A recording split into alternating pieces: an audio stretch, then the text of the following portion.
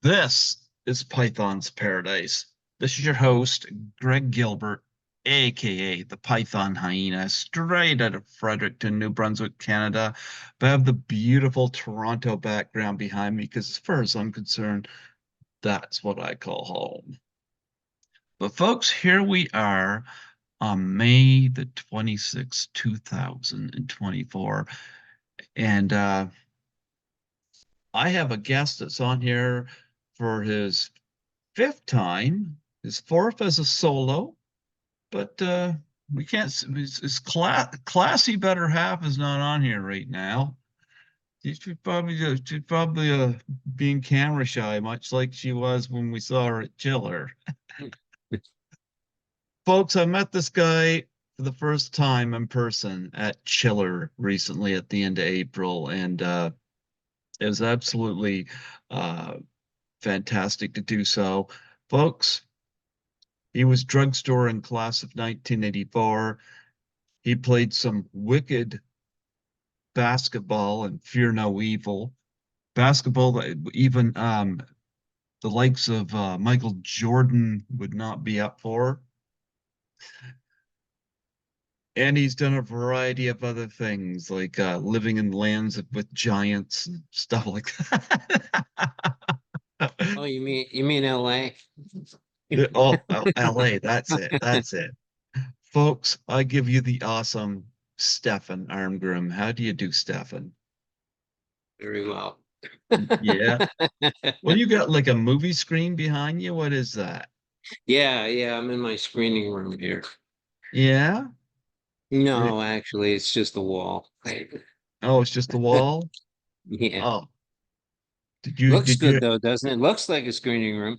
That's yeah. what I thought. I was gonna carry that bullshit on, but I thought, nah, not with you. Did you have to take down your all your Tony Harris fried pictures in order to make that clear? Oh yeah. Yeah, I'm Yeah, gonna yeah. I'm gonna drag him into this because he keeps dodging my show. So he Okay. seems like a nice guy, though. I know he's having some health problems, but God love him. Yeah. Yeah, one of the musicians in uh, New Year's Evil. I did have Bobby O.C. on there uh, earlier this year, and I said we're going to talk a whole lot about Tony Harris Fried. Freed. Freed. Yep. You know, Tony's dad was Lenny Bruce's attorney and also handled people like Charlie Parker and lots of jazz people and like real underground outside, avant-garde people in the 50s and 60s. And he later became a Superior Court judge. And and he has the greatest name for a judge and well for an attorney I can imagine. And I remember um, Tony had never put this together, but Tony's dad's name is Seymour Freed. Is there a better name for a judge? Seymour Freed. Anyway, Seymour passed away in about 2001. But what was astounding about it is that this came up in a conversation, the name Seymour Freed, but when Tony was there. And he was stunned. He'd never put that in his entire life that his father had this perfect judge name. Wow. Anyway, that's my Tony Freed story, or at least one of them. There you go. There you go. We had this, Well, so we had this really funny. I was just cutting out this tape from this. We in about 2011, and I was down in Los Angeles, and we decided to start this band, and I mhm. think we rehearsed maybe three times or something like that, but it didn't matter. It sort of became this mythological band anyways, the Salvador Dali Llamas, and and we have some interesting tape on that. We might put together something and release it. It's just terribly silly, but it was a lot of fun. Yeah, Tony's a wonderful musician, terrific guy, and everybody do whatever you do for. He's been very sick. He's had cancer for the last couple of years, and it sort of keeps coming back. So, uh, say your prayers or send your white light or whatever you do. Tony Harris Freed, great guy. I like him. I like him. Yeah, Mhm. but anyway, look what I'm wearing. This one here signed. Really Yeah, excellent. signed right here. Yeah, wearing my Lisa Langlois Elizabeth Taylor That's uh, great.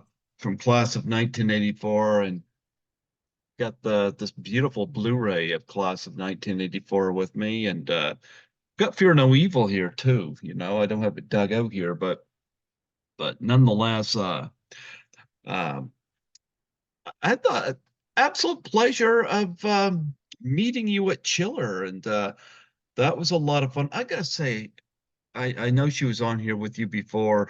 I gotta say a special shout out. You know, how awesome is Claire?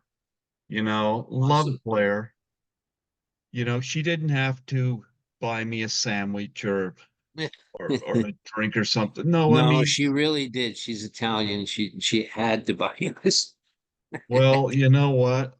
It was appreciated, and I thought it was awesome that she had done so, and much appreciated.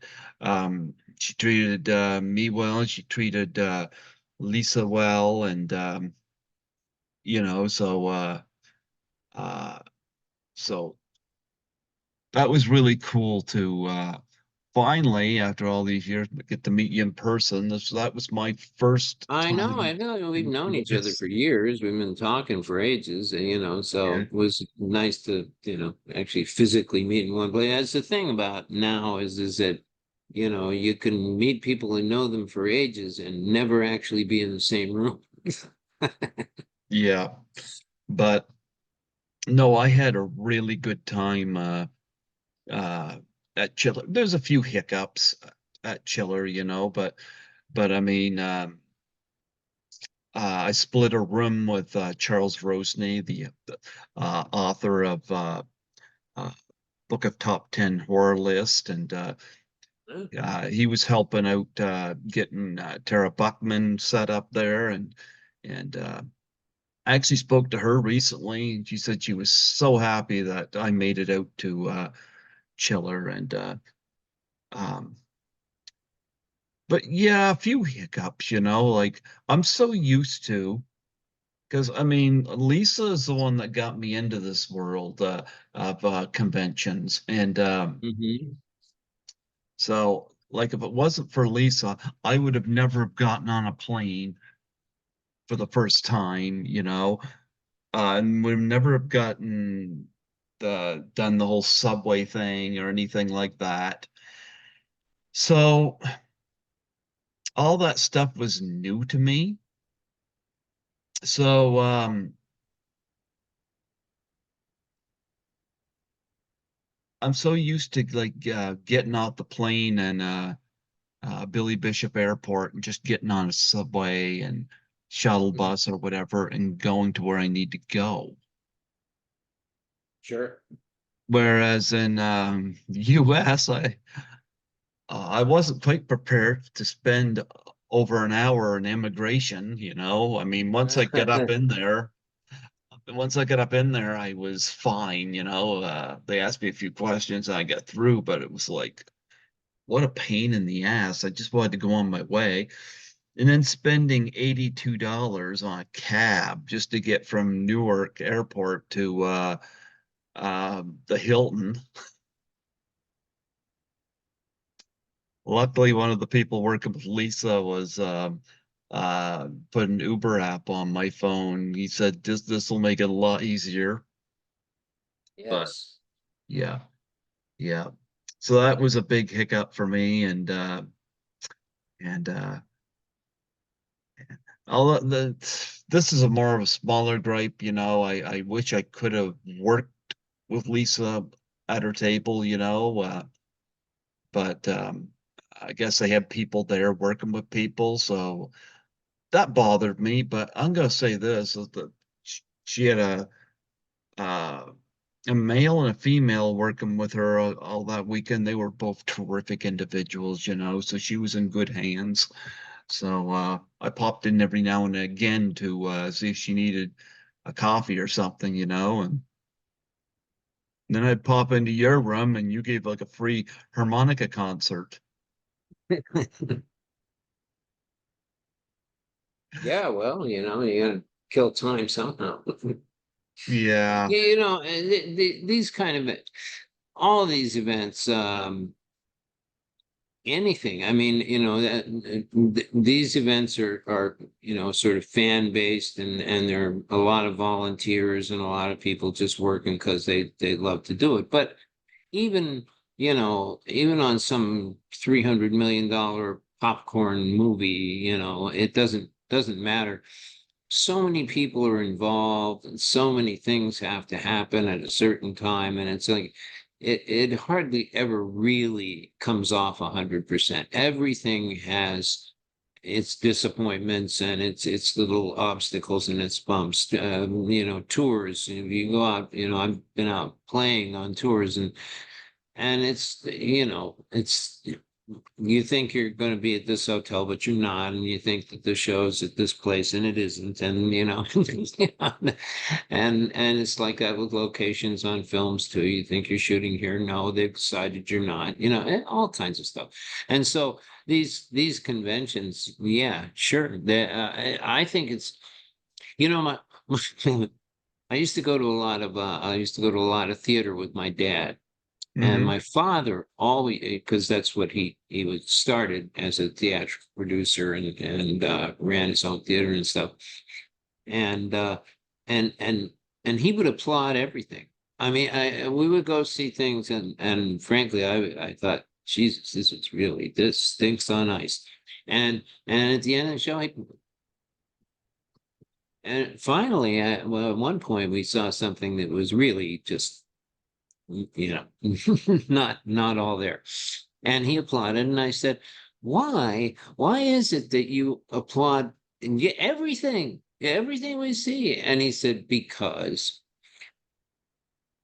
if the curtain goes up and stays up for the length of the performance and then comes down, nobody dies, nothing happens, the theater doesn't catch fire, they deserve applause. Just getting the show on and having it actually run is that right there is like a notable uh, exercise. And I learned a lot from that. So it's like I take these things kind of in stride. It's like I know there's going to be hiccups. I know there's going to be genuine obstacles. There's going to be big problems. I don't have a hotel room, you know. My ticket's no good, whatever. There's just going to be something. And you just have to kind of take it in stride and with a sense of humor, and and for what it is. I mean, after all, it's this is all just entertainment. It's all just movies and music and stuff. It's it's okay. It'll be all right. But yeah, Yeah. always problems. Yeah, but I've heard so many things about Chiller, and according to their website, they've been going since 1990. I'm like, wow, it goes back a while. And so I was looking at some of the past guests they've had and whatnot, and it's like, wow, that I was amazed because 1997, 2 years before she's passed, they had Zoe Tamerlis Lund at one of these. I'm like, oh, there's somebody I would have loved to have met in person. Hmm. Yep. I had her widow No, on five they times. Yeah. always get good guests, because I think that's probably because they're reasonably close to Manhattan, and that's easy for people. There's a lot of people here, and it's easy for people to get to. The Chiller's the first convention thing like that I ever did. I think I did it in about 2003, something like that. Hmm. And Yeah, it was terrific. No, I mean, they're all fun, I mean, some are more together than others. The Chiller Con thing was always seemed to me to be pretty well run. But, like I say, it's a crapshoot. Well, I really liked Eddie Micah. Because I remember I went on there and I posted something about Lisa to give people an idea of who she was and the kind of person they're going to meet and this and that, and because I've done three of these with her prior to this, and so this was going to be my first in the US. And so I posted something about that, and Eddie Mike sends me a private message and said he put me on the guest list. And I was quite happy about that. And finally met him Saturday. A running joke. Um, when I got there, I was trying to find him because he had said that he had a laminated pass for me for the weekend, and I was like, okay. So I get there, and they put a purple band on me and for the weekend, but I finally saw Eddie the following day. But what was funny is they were saying to me, he says, he's around here. You'll spot him easily. He's got black leather vest. I'm going around. They said he's the That's only not one much here of with an intro. black leather vest. And of course, I go around. I don't know how many people, guys with black leather vests I ran into. It's like, yeah, easy to spot. And everyone was the wrong one for me. But I finally ran into him on the Saturday, and he put me right to the front of William Shatner's a very long lineup that was going out the door. And so I got my younger brother a Shatner autograph while I was there. And yeah, because he watches my cat while I do these things. So I got him a Shatner autograph. And William Shatner looked like he had just gotten out of bed. Yeah, probably. But but nonetheless, when I got there, I didn't even have time to get up to my room. I showed up there, and uh, thankfully Lisa let me put my luggage under her table Yeah. because, like, yeah, afterwards, I went up to the room there with where the room that Charles had for us. I went half on him for it, and there you go. Things were going a little better. But but do you remember that first time you did Chiller? Like you said, that was the first convention you did. You remember that experience? And uh, Yes. yeah. Sure. Yeah. Well, it was kind of a big deal because I'd had a pretty serious head injury in 2001, and so I was kind of out of commission for a couple of years, and I booked a couple of shows when I was ready to go back to work, which was also like 2003 through 2004. And then somebody asked me to do this chiller thing. And I said, okay, I was in Vancouver at the time. And yeah, it was kind of a big deal for me to go there because I was still a little out of it from, and so, yeah, I remember it because we had to call ahead to the uh, airport and asked for like, some kind of ground transportation, a golf cart to, get me to my uh, gate and all that jazz. So it was a big, it was a medical bunch of crap. But that was Chiller was in Fort Lee, New Jersey then, which is just under the tunnel from Manhattan. So it was much, much easier to get to than now it's in Parsippany, which is in sort of the wilds of New Jersey. Yeah. I don't even know who uses that hotel. I think it must be exclusively for conventions because it's in the middle of nowhere. The Fort Lee one was very nice, and yeah, I remember that quite well. I remember because it was the first one I'd done in a while, and or any. It was the first one I'd done anytime, and the rest of the cast from Land of the Giants were everyone was pretty much still alive, and with the exception of Kurt, of course. But Deanna and Heather and Gary and Don and we're all there, and they were signing, and we were all in one room, and there was this line that came through and went straight to my table, and people kept coming up with these cast pictures that had everybody's signature but mine because I hadn't done any of these before and everybody else had. So that was, yeah, that was kind of goofy. So I had to sign a lot of, make up for many years of not signing. But yeah, it was a lot of fun, and I met a lot of really interesting people there, and I actually met this guy Joe Russo there, who many years later called me up and asked me to play over at the cutting room for this Dino Danelli tribute thing because he was an old friend of Dino Danelli's from the Rascals, who Mhm. passed away couple of years ago. And so we had this big benefit, well, not benefit, but a tribute thing for Dino. And that was great. Lots of great drummers. I mean, everybody, they were all there. And it was a lot of fun. So, and Paul Schaefer came and led the band, and we had a great time. So, a lot, and there were other things that came out of that. It was interesting. So yeah, I remember it well. Do you remember I any of the remember other? too that oh, sorry, I remember another thing. I remember too at one point I had to come into Manhattan because I had to see a doctor regarding my health thing that was going on at the time. And they booked me a limousine and drove me into town in the morning, and I saw the doctor and then drove me back and all of that. So that was very nice.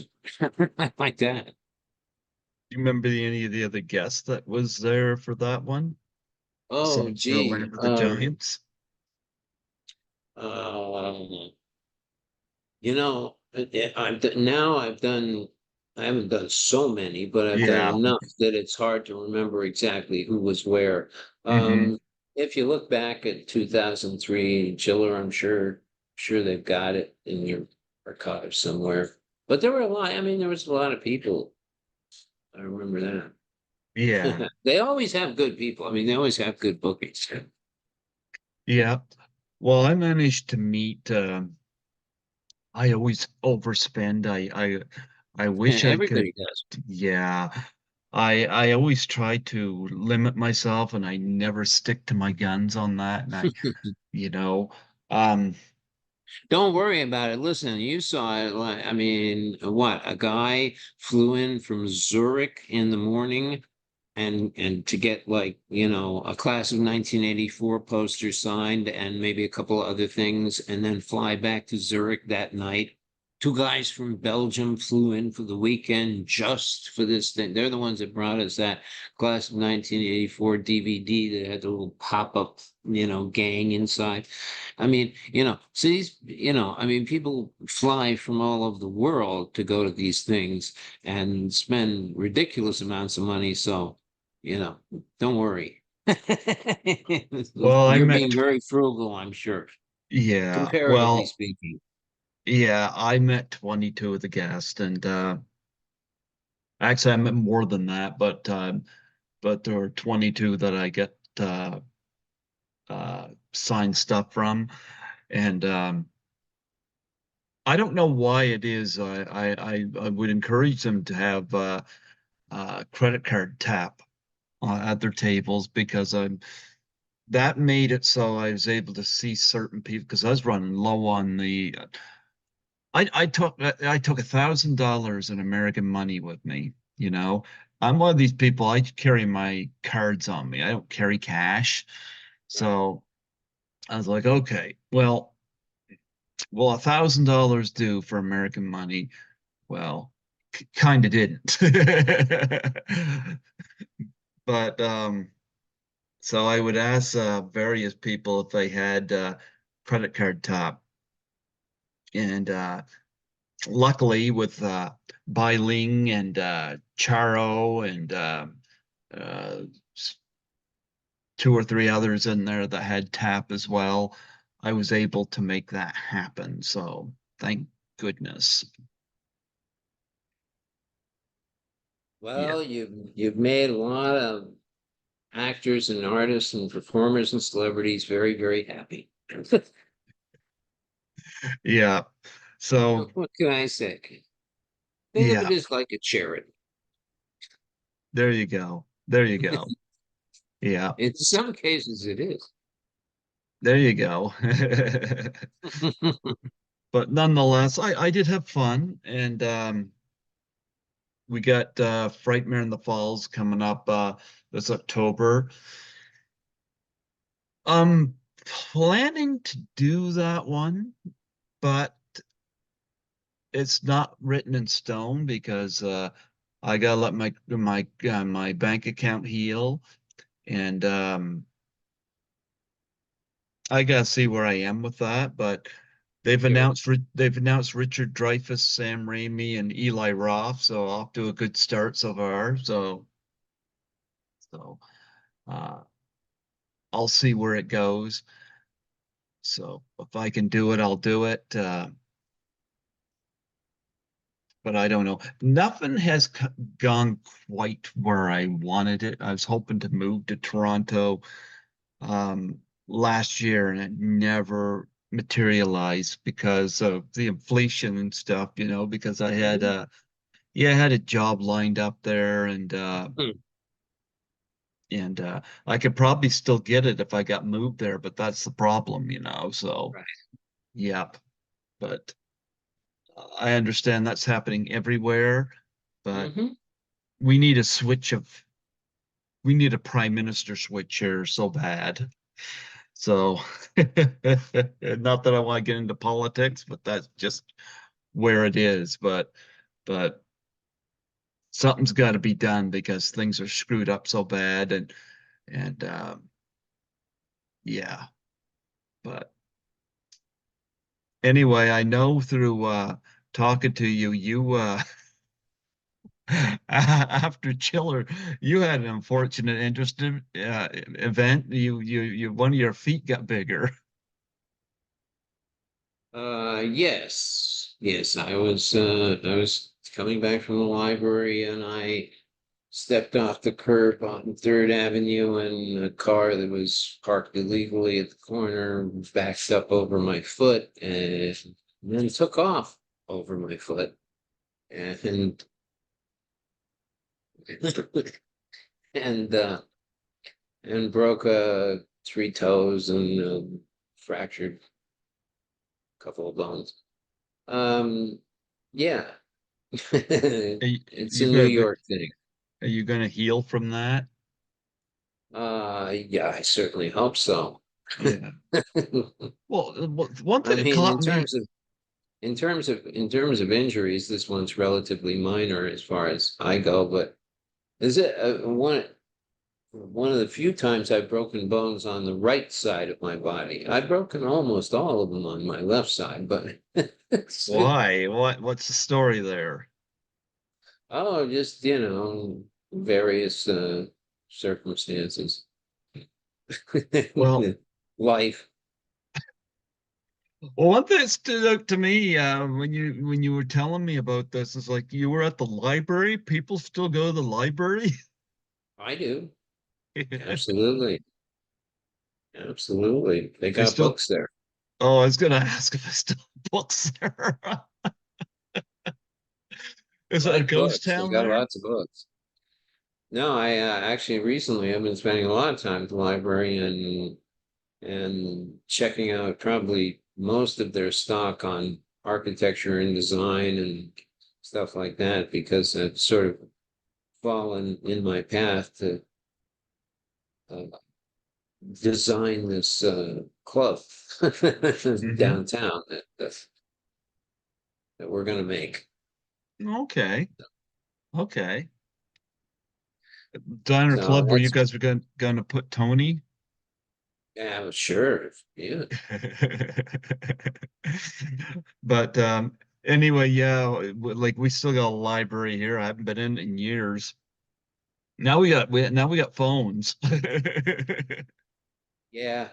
Yeah. Well, I have ebooks and stuff that I get on my phone, and I have a couple of little library apps that, where you can check stuff out and, look at things online or audiobooks and things like that. And those are fine. I kind of like the audiobooks. I didn't think I would be a big fan of that, uh, but I have been recent, and because I've been doing a lot of research on this thing that I'm writing, there's just so much material. Sometimes I just stick in the earpods and listen to it while I'm drifting off. So yeah, but uh, the library, everybody should support their library. Well, actually, the library is in real danger in Yeah, this I don't country, doubt it. and because they have no money, and politicians presently in charge don't seem to think that that's really terribly important to fund, and uh, yeah, they're having problems, and and then what with all the banning of books, and we're getting close to book burning here. So yeah, I would encourage everybody anywhere, not just in the States, but anywhere to make use of your libraries, because yeah, you can, I mean, you can look stuff up online, and you can go to the phone, you can go to the computer now, you can go to, an AI bot and ask any question you want. And that's fabulous, and it all has its place. But so do books. I mean, there's just some things that, like I need to have like a hard copy, book to look at and in my hands and to refer to. I use Yep. everything. I don't have a negative judgment on on any of this stuff. I think all the, this is an extraordinary time in terms of human communications, and some of the breakthroughs that have been made in the last few years are maybe some of the biggest we've ever made. Hmm. And artificial intelligence is extraordinary and is primitive right now, and is going to become really, really amazing in just a few short years. And it's all good, and it's all valuable tools. I mean, we make good tools. We always have. We need to do something. Well, we come up with a tool. Now we're Hmm. just coming up with tools faster and faster and faster, and there was a guy, Alvin Toffler, who wrote a book in the early 70s called Future Shock, which actually he and his wife, Heidi Toffler, wrote it. She didn't take any credit for some reason. Anyway, they wrote three books, and they were really about, well, they were about now. This book was written in Future Shock was written in 71. And it's really quite extraordinary how accurately he is able to predict, the kind of things that have happened in the late 20th century, and in this first 24 years of the 21st century. I mean, he's not right all the time, but I mean the overall the overall technical aspects of our society he's pretty much nailed down, and it's going to get weird. And one of the things I think that one of the great takeaways I got from his book is that he said that people who will really do well in the 21st century are those people who are willing and capable of learning, unlearning, and relearning, because that's how fast things are changing. The rate of acceleration of new things has reached an all-time high point. I mean, there's one thing, 150 years ago, you come up with a cotton gin. Well, that's great. And you got another 50, 100 years to work out the bugs and get used to the idea and all that. There's a slow progression of discovery. Now there's a new iPhone out every afternoon. Mm, I mean, there's some new tech, there's some new thing you have to know in order to function in the world as it is right now. And it's just bang, bang, bang. And that's what future shock is the inability to take in all that data and keep it all together and understand how to use it, what's important and what's not, you know. So yeah, it's an amazing time, and all these devices are great. But let's not throw old Gutenberg out. He came up with a pretty good device, a few hundred years ago, the printing press, and uh, and certainly with all the technological advances we've made, books are just beautiful now. I mean, they look great and they're on great paper and the print's great and the images are wonderful and you know, so get books, use your phone, use your computer, use everything. Be curious, just look under rocks. Find the answers. More importantly, ask the really good questions. A lot of people get so hung up with the answers that they forget about the really good questions. it's interesting you mentioned that because people wonder what the future of physical media is, and I'm a physical media guy. Like Mhm. I still got CDs, I've got Blu-ray and DVDs of movies, my television just set up so I can watch my Blu-rays. Yeah, Um, yeah, I don't have anything set up for television, just pop something in. And a lot of times I don't watch a whole lot because I work overnight. So when I get home, I'm usually sleeping all day, which I'm fine with. But, but, uh, but a lot of people are questioning the future of that because I mean, like even movie theaters seem to be threatened right now. I remember when I was in Toronto, I went to uh, a theater with recliner seats for the first time, and I thought that was really cool. Well, yeah, our 10 screener right now, come to discover, when I went and saw Ghostbusters Frozen Empire, I had a choice to see it with recliner seats, and I'm like, what? sure. You can So, actually book most of your, like at the AMC chain and all those people now. You can book your seats in advance. You can book a party. You can actually have a couch and like a table and all this stuff. well, But they had to change, and actually because movie theaters were kind of getting into a rut, and they did have to change to keep up with technology. I mean, the fact of the matter is that if you can sit at home and you can watch, in 1080p in HD on your big 50-inch, wall screen TV, pretty much any movie that's available, and believe me, you can.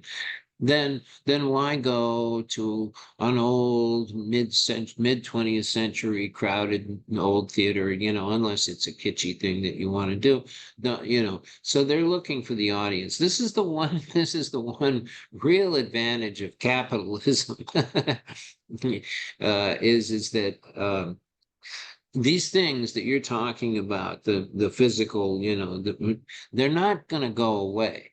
They the big corporations and people who make money on this stuff, they learned their lesson. They learned their lessons with vinyl and killing that and bringing in the CD and putting it in long boxes and to placate their mafia contracts.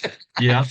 So they kind of learned their lesson, and it's slow, because they're not the fastest people. But Now it's because we've had this big balance of power in the world change, and so it's a capitalist world now. It's this side one. Okay. So anything that you can convince somebody will make money, you can do. Anything you can't, you can't.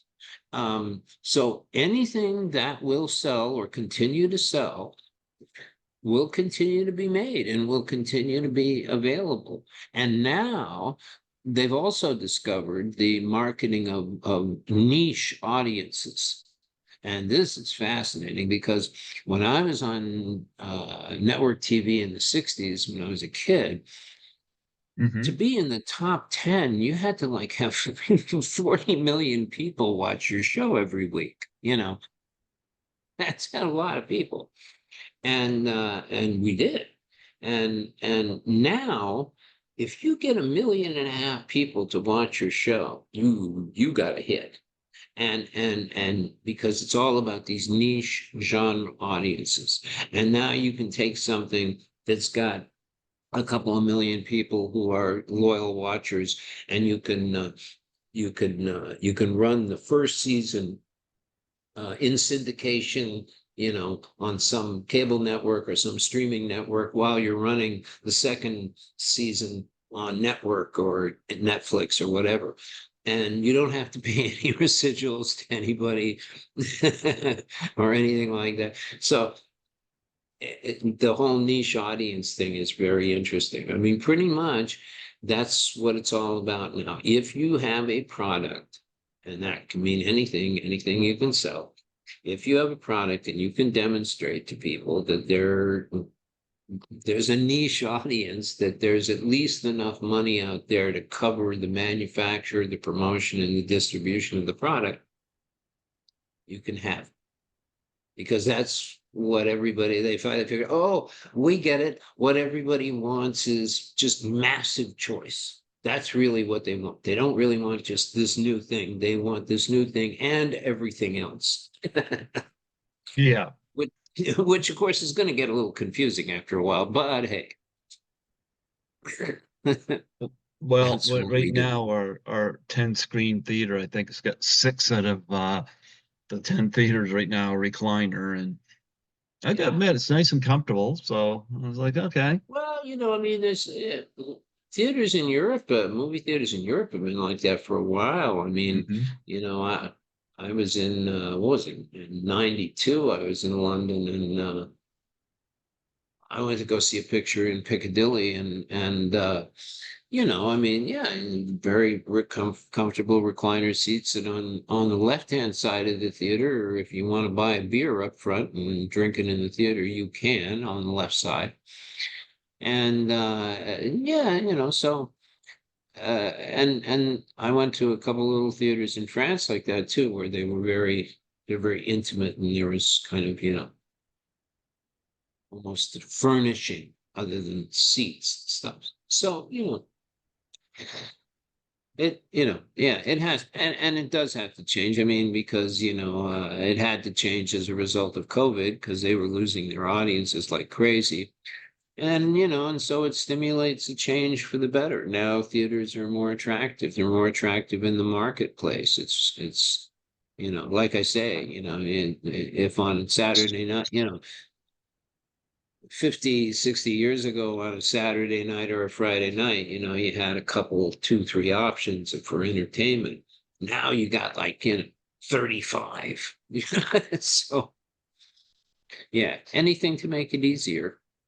That's what's I going was to happen. back in the movie theaters by about July 2020. I was back in the movie theaters, they couldn't get me there faster. I Mhm. um I worked through the pandemic, so I didn't I saw it more of as an annoyance than anything because I didn't get it. And so I wasn't sick. I got the jab so that I could, continue working and eventually travel to Toronto, but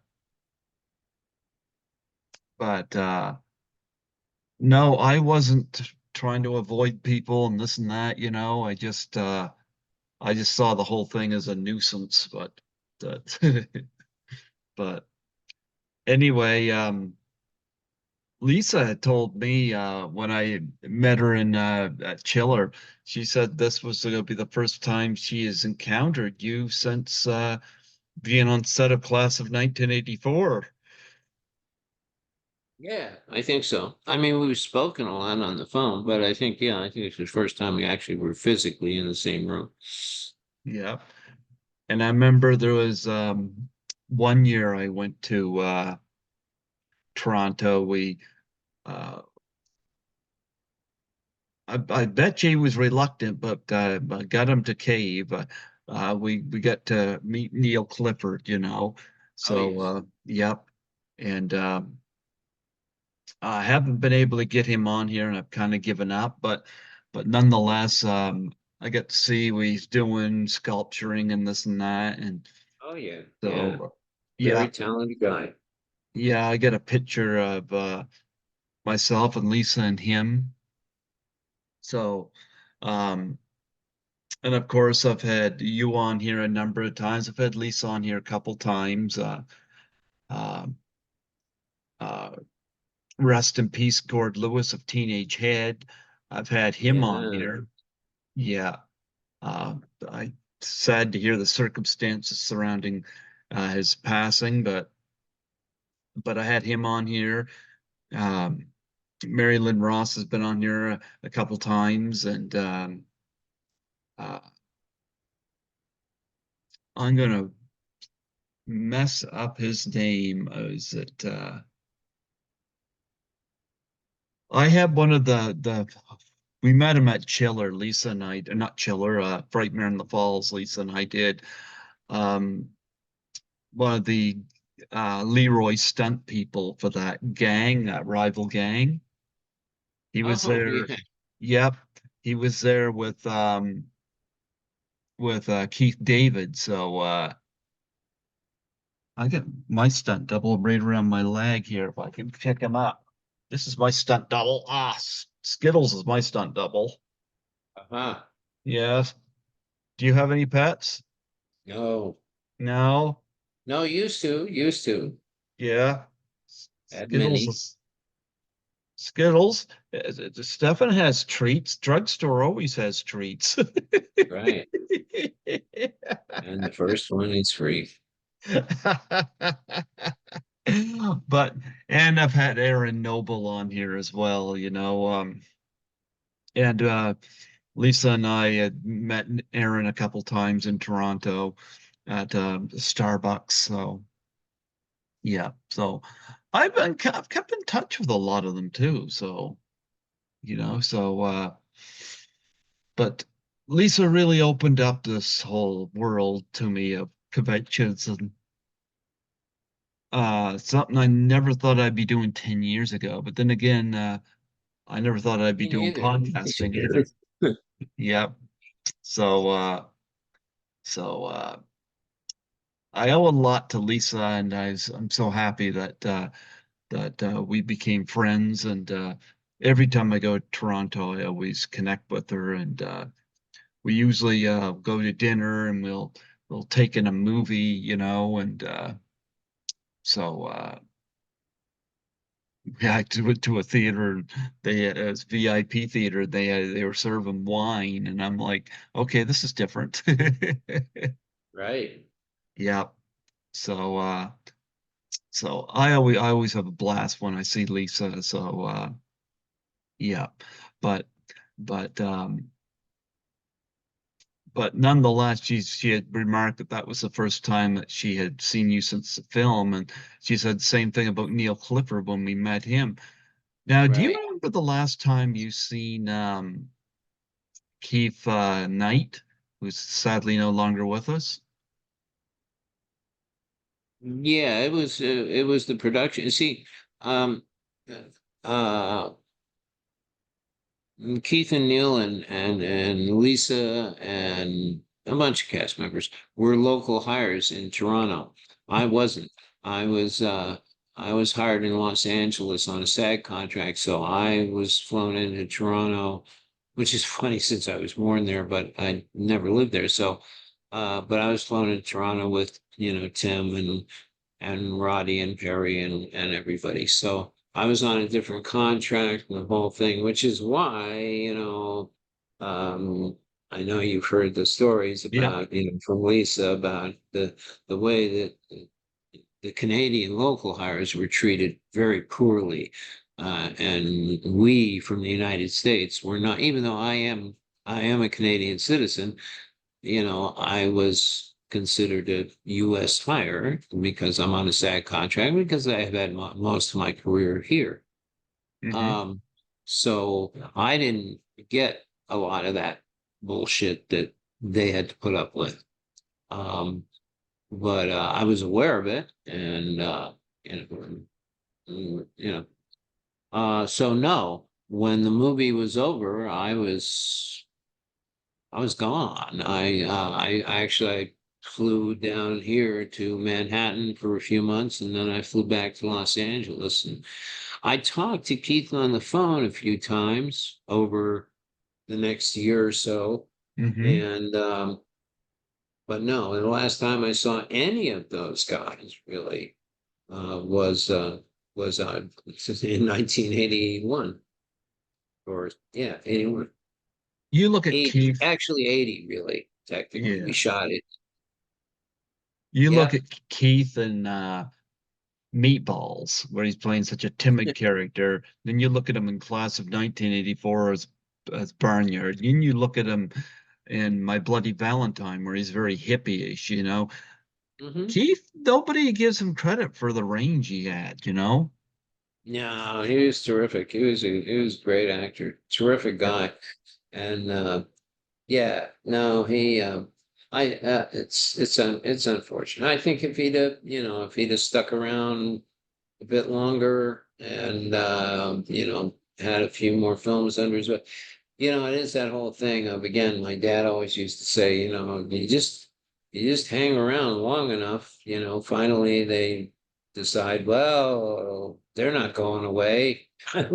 Might as well hire them, you know. So yeah, you just don't quit. And Hmm. I think if Neil had, survived his health condition, I think he probably would have made an impression. I mean, he was in some pretty, pretty decently seen, viewed movies, Yeah. Yeah. and always created a really interesting character. So I Hmm. think it was a matter of time. If he'd locked down some kind of, TV series or a big A picture or something like that, I'm sure he would have been. He was such a talented guy. But, again, there are really so many remarkably talented people that uh, we're never going to hear from for one Hmm. reason or another. Yeah. It's a Um, it's a real roll of the dice hmm. in this business, and you better love it, because if you don't, there's not much else to really recommend it sometimes, you know. Well, you're lucky in that you also are a musician as well. Like I've heard Cadillac I'm Christmas. I still everything. remember I'm those. absolutely everything I can think of to keep Hmm. going. I was so pleased when I was in my teens and I read this thing by Jean Cocteau, Hmm. where he said that because somebody asked him, said, so what are you? Are you a poet? Are you a filmmaker? Are you a playwright? Are you a composer? Are you a good designer? What? And he said, well, I'm a poet, but it's the same muscle for all those things. It's just different machinery. It's just different skill sets. The Hmm. creative muscle is the same. And I remember reading that. I was probably about 16 or 17, and I thought, oh, okay. So um, let's find out what else I can do, what other little tricks I can do. And so, and I'd already, because, I'd already been asked to record and stuff when I was like 12 because of the TV series and everything. So I knew the music thing was going to be good. And I had a great, early education working in some of the best studios in the world and with some incredible.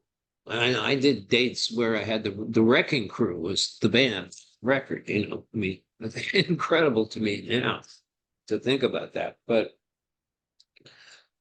so yeah, I know, but that's it. It's like I'll do, because you can't count on it unless you get some big break or something like that. And then even if you get that big break, like maybe 5 years up at the top, and then you'll settle down into some kind of area.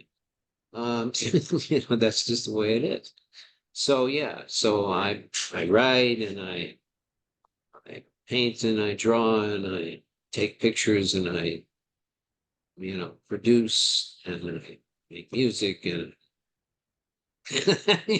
and what else? I'll give it all a try.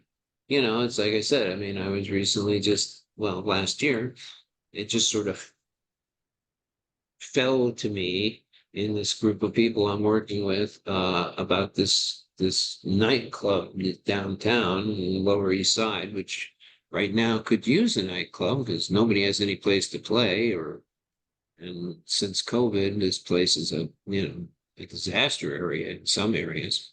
Mm-hmm. Yep. And it fell to me to, like, well, it just did, what do we want to make? And, I started coming up with ideas. And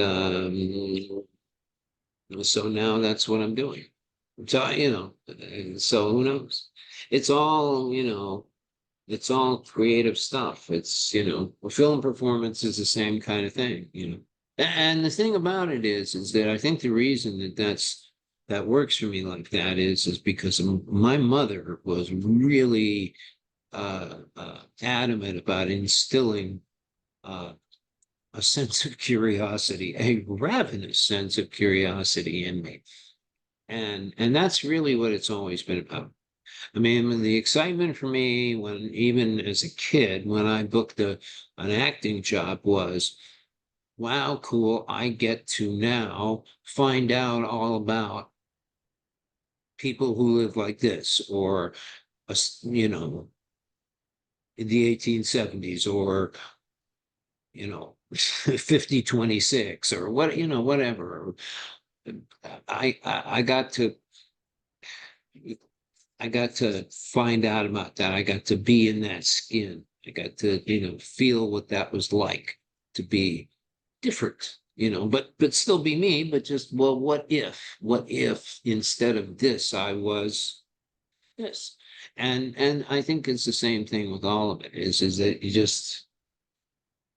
I'm just a human being like everybody else. We all have the same stuff in us, so you just got to kind of reach around and find, oh, this works for this and this works for that.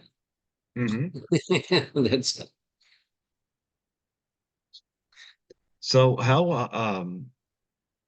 I know you've kept in touch a little bit with Neil Clifford. How often do you talk to him? oh, not terribly off. No, we actually really only had one wonderful conversation about 6 months ago or something like that. We must have talked for over an hour, and that was terrific. We sort of promised each other we'd keep up, but I think we sort of broke that promise. Well, there's just been a lot going on in my life right now, and I think there has been in Keith's too. So I mean in Neil's, sorry, Yeah. but yeah, no, we haven't been talking on any regular basis, but I You give ever him a see call every once in a while. Yeah. you ever see Perry King any? No, I haven't No. seen. No, I see it. Well, I ran into Perry a couple of times in LA Mm-hmm. after the picture, but that was it. Just hi, how you doing? And met him in a restaurant or a coffee shop or something. What about Michael J. Fox? My Michael's been wonderful. Michael's been terrific. I didn't talk to Michael for a while. just because he was so busy and everything. But Hmm. when he got Parkinson's, and that's my father died of Parkinson's disease, and he was fabulous, and my dad had made and I had made some donations to his Parkinson's Foundation before my dad had even been diagnosed. But he was very nice. He called me actually after he had heard about my father's Yeah. diagnosis. And he called my dad. Very, very nice. He's Yeah. a terrific guy. I like Michael a lot. Yeah. He also bailed me out of jail, which was nice. Oh, I'm Yeah. sure if you ever mentioned that to me, You maybe you don't know have. this story? Oh, okay. Well, during the filming of the class of 1984, um, we got a little rambunctious in the hotel room at the end of a day's shooting, and and on occasions would have like little get-togethers. And Harry's room was directly above mine, and Michael's room was directly below mine in the hotel. And so we kind of had three floors. That's how we looked at it. And so we had some little get together and with way too much liquor. And at the end of the evening, I remember I walked out into my living room, and my ex-wife at the time was sitting there with two friends of ours who were working on the picture as well. And this girl, this strange girl I'd never seen, who was throwing things around the room. Like there was a tray with a bunch of French fries on it, like food and stuff. And she's like throwing things around and being obnoxious. And my ex and the two friends are saying, "Hey, what's the matter? What's in?" But nobody knows her. So I go over, I sit down, and I said, "What? Excuse me, but what? Who are you? Who invited you?" Well, it doesn't matter who invited me. I'm, here and then. It was just craziness. So I stood up at one point from the table, and when I stood up, my knee hit the table, and this little silver tea tray went flying up in the air, and it came down on her head, or actually on the side of her head. And she flipped out and she like got happy, and it was very strange, and went running out of the room and left. And we all kind of looked at each other like, what was that all about? And about an hour later there was a knock on the door, and it was the Toronto Police Department. It was the fabulous 52, as a matter of fact. And this girl had immediately gone down and said that I had assaulted her. Wow. And so they arrested me, and they took me to the police station at like 5 in the morning. And I'm still in my wardrobe. I didn't even change. I was still in wardrobe. you know, and because I just come home and the party started, and all like that. So I'm sitting there, and there's nobody in the police station. There was this one wonderful moment, and so her claim is that I hit her in the face with this silver tea tray. I assaulted her with this, right? Hmm. So I'm sitting at this desk. There's 5 desks in this room, Hmm. and and on one desk is like a box with a bunch of knives in it, and machetes, and then the next desk there's like pistols with tags on them and stuff like that. And then there's a bunch of baseball bats and everything. And then down at the end, I'm sitting at a desk, and there's a silver tea tray with a little tag on it. My deadly weapon. And then these detectives came in, and they saw me, and they said, "Okay, listen, this girl, we're familiar with this girl. We had a problem with her before Hmm. when the police were here and Sting was in the same hotel you're in, the Oh, King Edward wow. Hotel, and she crashed a party there and apparently claimed that Sting had assaulted her or something like that. And so but unfortunately,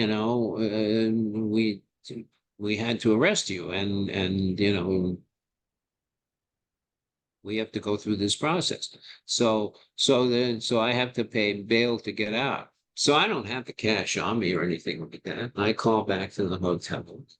Cops are very nice, and I said, "Hey, we got is there another like couple of $100 lying around?" No, there's no cash right now. Until tomorrow. No, I'm not waiting.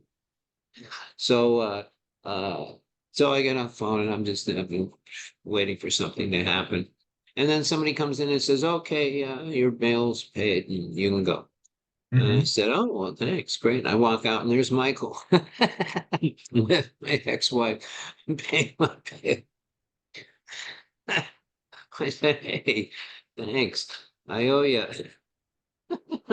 I think So that's really cool, Michael it J. was Fox.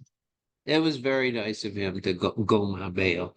Anyway, I appeared in court and the girl never did, and it all just kind of went away. It was like oh yeah. Apparently, she talked to the detectives and demanded money. She wanted like $2,000, and then she came down to 1,000 from me. Yeah, I would have told her where she could stick it. And well, But I maybe mean, she has. if she has a habit of doing this, then eventually it's got to catch up to her, you know? So, There's a lot of people who have a habit of doing this kind of thing. Actually, mhm. it's not unpopular. It always has been, Yeah. But very strange. yeah, but nonetheless, I grew up with this movie, loved this movie, and so done a number of interviews from it. I never heard that story before. That was a new one. So, but Oh, there's many stories behind the making of that film, like there are actually behind the making of just about any film. Yeah.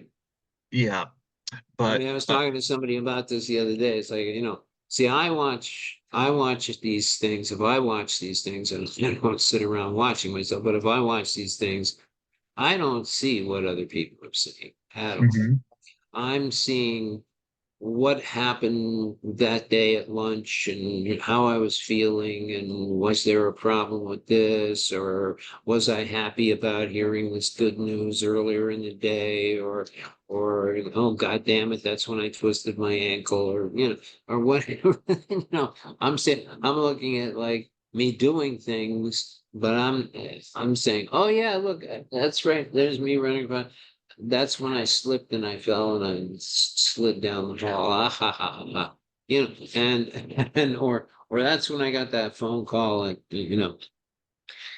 that I hated or whatever.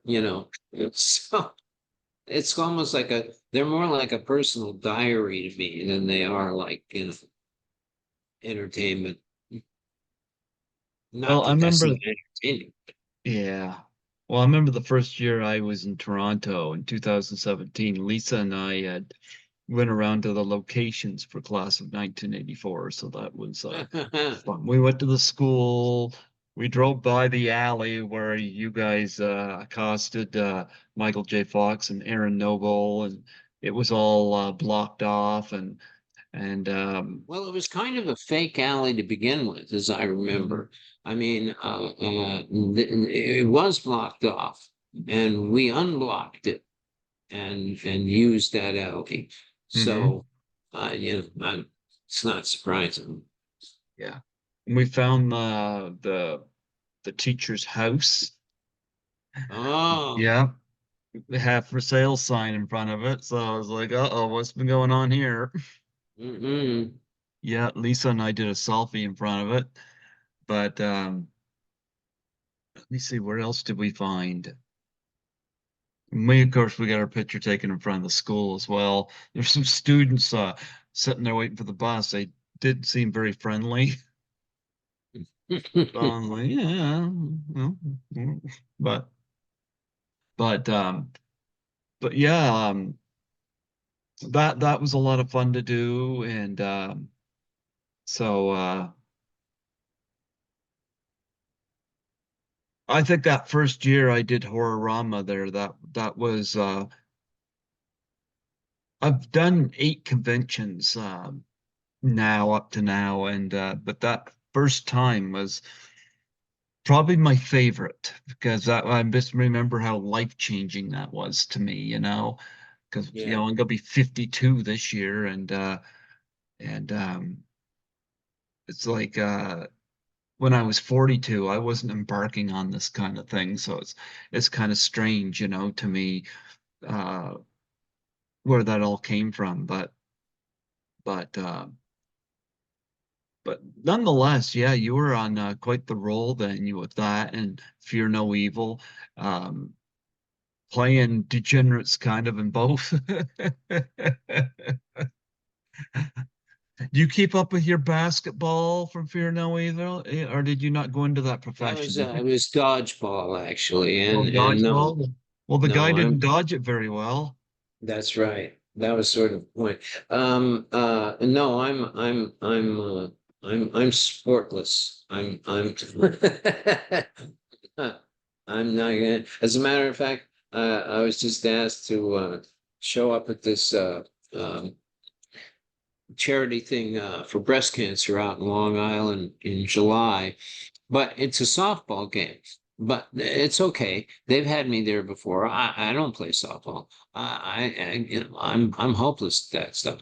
But it's one area, just forget it. Give me any musical instrument, I'll figure something out. But a bat, I hit somebody over the head with it. That's about it. But they had me out there a few years ago, and it was fun, and I just water boy, and so they called and asked me to come out again, and we said, well, I'm not playing, and I'm really not playing because I have a broken foot and everything. And we were like, oh, we don't care if he plays. It doesn't matter. We don't want to know. Which is really the truth anyway. And it's not about a softball game. It's about who's there. Hmm. So, So, oh, where was I going with this? so I'll be not playing softball for breast cancer in July. You're not gonna be the star player. No, no, I'll be You the get a star bit. non-player. You see, you got that big foot now. You got That's right. better shot at hitting that ball. See No, that you no, if we can. were playing soccer, maybe, but There you go. I see. I'm sportless too, so I yeah. wasn't good at any of that stuff. But but oh yeah, looking at your IMDb, I think according to that, and correct me if I'm wrong, I think the last movie you were part of was the A Team in terms of movies. Uh, I think actually there was one. Well, there might have been one more after that. It was an independent. And then there was some TV stuff. But yeah, I think that's certainly the last big Hollywood thing I did. Hmm. Yeah. And Um, I really only did that for two reasons. First of all, Joe Carnahan was the director, and Joe Carnahan I really wanted to meet him. I wanted to work with him because I really loved his first film was a film called Narco, with Jason Patrick and I saw Narc. yeah, Narc, yeah. Yeah. Great little movie, Yep. great little movie. Joe Carnahan directed that. And so when I heard he was doing this, I thought, oh, I really want to do that. And then Liam Neeson was starring in it, and I really, really I just wanted to meet him. And because we didn't even have any scenes together, but that was cool.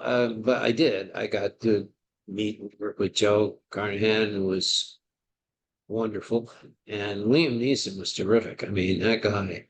And when you consider the fact that just within a couple of months before that picture started, before we started, his wife died. Yeah. And, so, and he hadn't arrived when we started, and we were already working. And, everybody was a little tense. It was like, exactly what's this going to be like? I mean, when Liam gets here, and it was incredible. I mean, he came in and he just set the tone for the whole, well, the stars of movies always set the tone. And he set the tone for the whole picture. There was no self-pity or point. He was very gracious and and just an incredibly really good guy. I really liked him. He was very impressive. Yeah. Just Yeah. as a person, and of course, well, we know he's a great actor, all that, but I was really impressed with him as a person. There you He go. handled himself really, really well under really difficult circumstances. Yeah. And that's, I think, that is the definition of character. I saw that in the theater. I grew up watching the A-Team. I'm gonna be honest. It got a lot of bad reviews, the movie did, but I don't know. I found myself kind of enjoying it. I didn't think it was bad. I, Well, good. I'll be yeah, very honest with you. I don't think I watched the whole thing all the way through, so I really couldn't I tell you. actually found myself enjoying it. Um, I didn't think it was bad at all. Now, was it Narc? No, but it was certainly, well, Narc was a whole different tone of a movie, Oh, you yeah, know. completely. Yeah. But but I enjoyed it. I remember the tank coming out of the plane, and That was fun. That was actually a lot of fun. We did that right on a sound stage, and it was nuts. Yeah, that Humvee coming through the wall. Um, well, movies are a little different according to budget. If you get an A-Team, I think was about 280, $300 million. Mhm. If you have that kind of money and people put up that kind of money, they exercise much more control. So directing a film that costs $300 million is not like directing a film that costs $3 million or even 30. Directing a film that costs $300 million is that you have a meeting in the morning with the producers and executive producers and all of that shit, and they essentially tell you what they want, and then you go and you get it for them. Mhm. It's not it's not the creative filmmaking process that we think of. Directing a film that costs that kind of money is a very mechanical chore. You're really just delivering what's on the page, what's on the schedule, on time and on budget, hopefully. If you're directing a movie that's like, under $12 million, and you have the confidence of the people around you, yeah, and then you can get all kind of creative, but not with $300 million. Now, So Carnahan was great to meet and work mhm. with, but I don't feel like I got to work with the Joe Carnahan of Narc because this was a big Hollywood movie.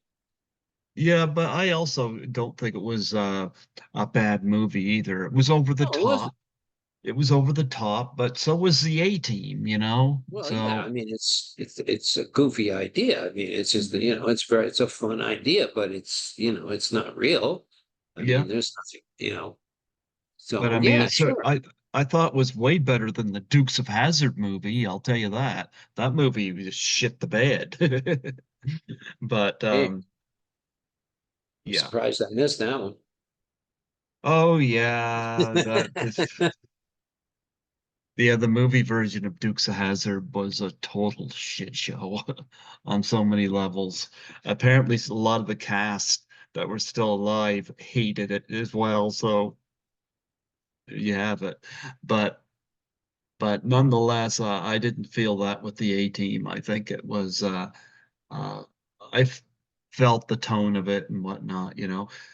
Um, It was okay. Everybody worked real hard and everybody, mhm, but then everybody generally works really hard. I mean, I don't think anybody, I've never had the experience of anybody, saying, oh, fuck this, let's just make a shit movie. I mean, everybody wants to make a good movie. And everybody generally thinks they are making a good movie. Unfortunately, a lot of times they're not. And, so I don't even concern myself with, but, if I'm going to put myself out there as a freelance actor, then as a journeyman actor, then that's what I'm doing. Then frankly, your movie or your TV show or anything doesn't really matter to me. My opinion means really very little. This is my job. I come and I do it, you know. And I've done some absolute dreck in my career. Like I think most actors, the majority of what you do, if it's your career, is shit. It is some real shit. But uh but the way around that is to just carve out your own little movie within the bigger movie, and do that. And that's what I've done really with everything. I don't think I've even actually, I'm sure when I was younger, my agent might have turned some work down for me. But me personally, I've never turned down a job, uh, because I really like doing it. And I'm very confident that no matter what it is, I'll find some way to make it interesting. mhm. And that's really all I care, you know. And so, I mean, some of my favorite, me personally, like performances that I did that I look at and I go, yes, which is good when I laugh. Uh, they're in terrible movies. The movie's unwatchable, but but but I liked what I did. Mhm. It's- Well, and the check cleared the bank, so there you go. You were one of the very few that worked with Mark Lester again after Class of 1984, and you worked with him know. again in Miss Maybe Big. historically too, yeah. Yeah. Well, I'm I should see if I can get Mark Lester on here, but I don't know when I think of some of the like feelings that's come out towards working with him. I'm wondering how I go about that interview and remain uh neutral, you know. But nonetheless, is what's his attitude or feeling or whatever did you sense that he has in terms of this reputation he had, like especially on Class of 1984, which I heard, especially talking to Neil, that things kind of went awry on, and um, is I shouldn't ask if he is aware of it, but does he have any regrets on this, or any kind of feeling of that nature? Or I really, really, really, really wouldn't know. yeah, But I will tell you that a guess is no. And my guess just on knowing Mark is that no, I don't think he feels that way. I think he feels that he simply did what he had to do to make his film, and that's it. And you talk. I did another was about 17 years after Class of '84. yeah, I did a misbegotten. Yeah. movie called Misbegotten, yeah, which was a really, really funny script. I actually really liked the script. And Kevin Dillon, who I is a friend and was happy to And work that with, Nick Mancuso and beard, yeah. Nick Mancuso, who's also a friend. It was nice that we didn't actually have any scenes together, but we were in the same movie. And and um, I didn't even read for it or anything. My agent called me up and said, Mark Lester would like to know if you'd consider working for him again.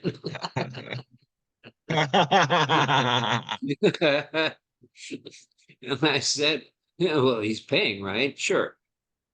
Mm. There you go. There you And I go. went down and I met him, and he was having his little comeuppance at the time because he had not really performed all that well in the last few pictures that he'd done. You know, I mean, what's really interesting is the class of 1984 is turning into like his big hit, which is weird because he's made a lot of movies, and you know, he made Schwarzenegger's big Commando movie, and you know, things like Roller Boogie. I mean, they're all really, really exploitive, you know, Armed and movies, but who dangerous. cares? Yeah, right. So apparently, so I met him, and he goes, I'm in movie jail. So, well, that's where you belong. Hmm. And yeah, so and that was just a reference to the fact that he was, you know, shooting this movie, which was substantially lower budget than he probably was happy with. But we had an okay time, you know. And the funniest part for me personally is we had this one thing shot under the Lionsgate Bridge where Kevin kills me, shoots me, Hmm. and takes my identity because I'm a big hit songwriter, right? And he's an escaped mental patient psycho killer. And he Hmm. carjacks me and decides to makes me sing my hits at gunpoint. It was great. And eventually he takes over my house and my car and everything, but he kills me, and because can't have two. So he takes me out to this under the bridge, Lionsgate Bridge in Vancouver, and which is beautiful at night. And we're doing this whole thing, and the first part is that he pulls out the gun and he sticks it in my face. This big 45, exactly like the 45 that Roddy had in Class 54, by the way. And and I reacted to it, and I heard cut, and then I hear Mark laughing from beside the camera. And I turned, I said, what is so funny? He said, I'm just sitting here, I'm watching this, and I'm thinking, wow, 17 years ago, I had Roddy McDowell stick a gun in your face, and you made the exact same noise that you just made now. I said, that's the noise I make when you stick a gun in my face, Mark. Yeah. But yeah, that was it. No, I had no problem with him, you know. But then I didn't have a big problem with Mark in the class of 84 because I was on American hire on a SAG contract. And, you know, we certainly didn't see eye to eye on everything, but Mark didn't care so much with me because with me, it was a question of, he had a character that he didn't know what to do with, and he believed that I could come up with something, and Hmm. I guess he was right. But so I didn't have any big problems dealing with Mark, even on Class of '84, and I didn't have any big problems dealing with him on Misbegotten. Uh, but that doesn't mean that he can't be, you know, a shit if he wants to be. And you know, like I said, the only reason I didn't have any problems with him is because I guess he didn't feel that I was in a position that he could treat me like that. Yeah. That's, I guess. Now, Nick Mancuso, I used to have on Facebook, and he seems to have just dropped out of sight. I had him on here once. I had a really good time interviewing him, but I Nick's great. remember, yeah, I remember he was having some health issues or something, and then he just kind of dropped out of sight. Do you have any insight on that? I haven't spoken to him in a while, but last time I did, he was painting and writing and kind of just taking some time off. And Yeah. he was back in Canada. I don't know where. I think he was in Toronto. But anyway, no, I don't really know. Yeah. But you know, Nick, I run into Nick every few years, and you know. and we continue the conversation we were having. And that's it. Yeah, but now going back to Mark, because I mean, when he did Commando and Armed and I mean, you got working with Schwarzenegger and John Candy, and um, so he's working with a higher budget. Hmm. Do you know how he got along with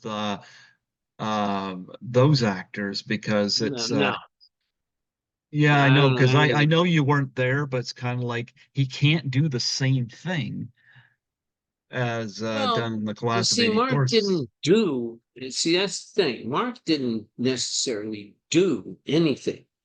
What he did is that he caused things to be done or Mm-hmm. didn't do things that he should have done.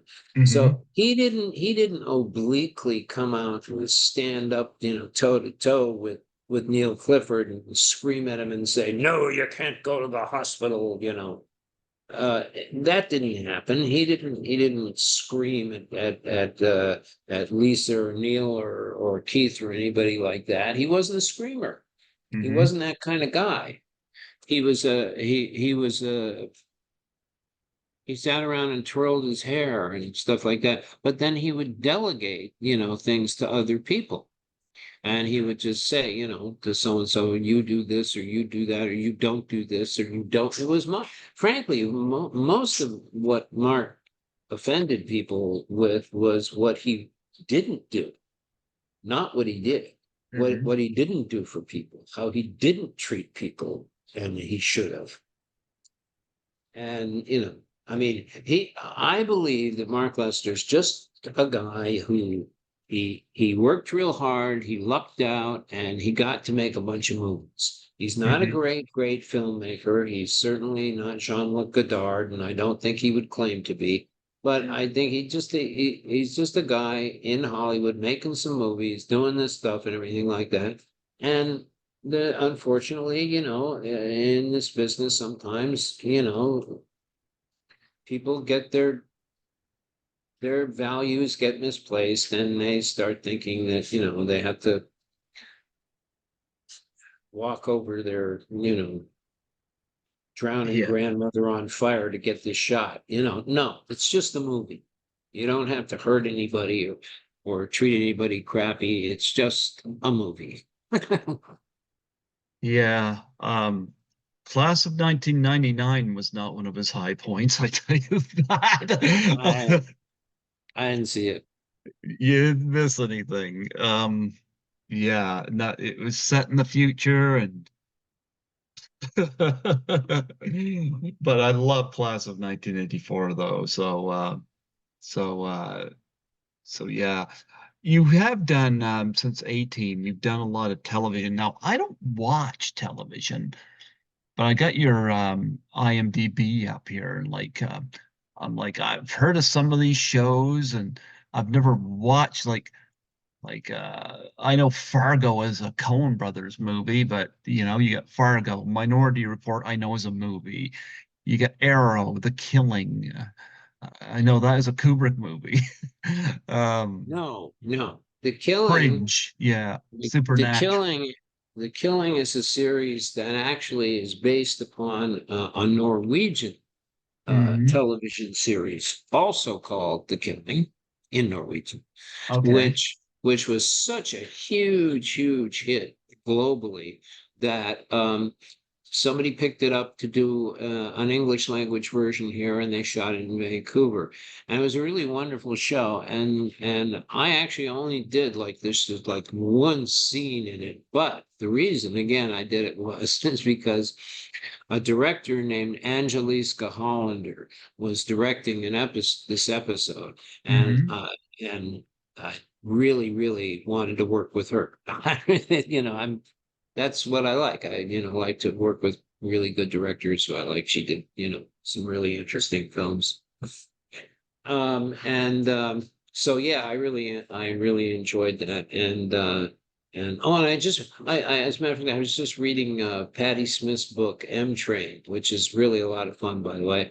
And she loves like crime mystery story and Law and Order and stuff like that. Well, apparently The Killing is like her favorite show. I was really, really pleased to read that. Nice, Listen, Mike. What a name, huh? so yeah. And then Minority Report was, yeah, that was a great little movie by Spielberg with Tom Cruise and stuff. The series, I don't really know. I never watched it. I just did a piece in that. Arrow was kind of fun. I did about 3 episodes of that, and that was just sort of comic book stuff. And then oh, Fringe. I like doing that. I did that for 2 seasons, recurring thing. That was fun, a fun show. And that's where I got to work with Leonard Nimoy, who we were all friends. We used to live around the corner from each other, never worked together. Finally got to work with him. That was pretty good. Uh Fargo. Oh, here's an interesting story about Fargo. Uh Whoever it was, I can't remember, went to the Coen brothers and said, "We'd like you to do a series." And they said, "No." And they said, "No, really, we really like you to do a series." And they said, "Well, what kind of series would you like us to do?" And they said, "Well, something maybe based on one of your movies, something like Fargo, because that's such a big hit, right?" And they said, "Oh, okay, well, I'll tell you what." And they got a big check. So they said, "All right, we'll do a series of Fargo. But here's the deal. It'll be 10 episodes long. That's all we're going to do. It won't be an extension of the movie Fargo, but it will be about Fargo, North Dakota, and it'll be about crime families in the Midwest and all that. And we want to get Billy Bob Thornton to star in it, to play the guy. And it's a 10-episode, 10-hour movie. It's really what it is. We'll give you that." And it's called Fargo. And they said, "Okay." Well, they did it. It was so good. Everybody went nuts. And they said, "We want more, more, we want more." And they said, "No." So they wrote them another bigger check, and they got a second season out of it. Billy Bob Thornton died at the end of the first 10. So they have to continue, write a whole new story now about the Gerhardt family of Fargo, which is his family. And now, his wife's taken over and everything. And they cast me as the bank, who was the guy who handled all the money for the Gerhardt family and their various wars against other organized crime syndicates around the country, like Kansas City Mall. It was a lot of fun, actually. I really enjoyed that. I did a few of those. Now you But mentioned, yeah, yeah. television is fun. I've done television my whole life, and it's a totally different medium. I mean, it's much faster. And you know, but it's good because it teaches you how to, you know, think on your feet fast, because there's no sitting around big research time, rehearsal time, or anything like that. You go in, you meet them to do a TV show, and you're going to know probably in a couple of days whether you're going to do it or not. And if you're going to do it, then you go do wardrobe, and then you go show up and you start shooting. And there's no big rehearsals. You run the lines, and then boom, you shoot it. So you gotta be fast on your feet. You gotta be able to figure it out really quick. Who the fuck am I, and what am I doing? Well, you mentioned Billy Bob Thornton, and he's also dabbled in music as well, Yeah. accomplished musician. Did you ever get to talk to him about that? No, no, No. we've never met. No, no, Okay. we've never met. We get compared sometimes, but we've never met. Well, because I know you've done music, and he's Yeah. not as known for music, but I know he's done it, Mhm. and so I think you find most actors, not all, but most actors you find you talk to, yes, they are either were musicians, dancers, writers, something, not everybody, we don't all start out to be, what worked, what works for you and makes you a hit. That's what everyone assumes. That's what you do. That's who you are. But I mean, Christopher Walken was a song and dance guy. I mean, he wasn't a nefarious gangster villain guy. He was a dancer. And he just happened to hit being, the this scary character or this interesting character. That's all. He could have hit being a dancer, and then we would all say, "No, I miss Christopher Walken, the dancer." So Well, you he know, was in the Country Bear, so he that's right. did. That's right. That's right. Um, you he's in Pennies in Heaven. He's a few musical stuff. I gotta ask, this might be a very hard question, but who's the most famous person you've ever worked with?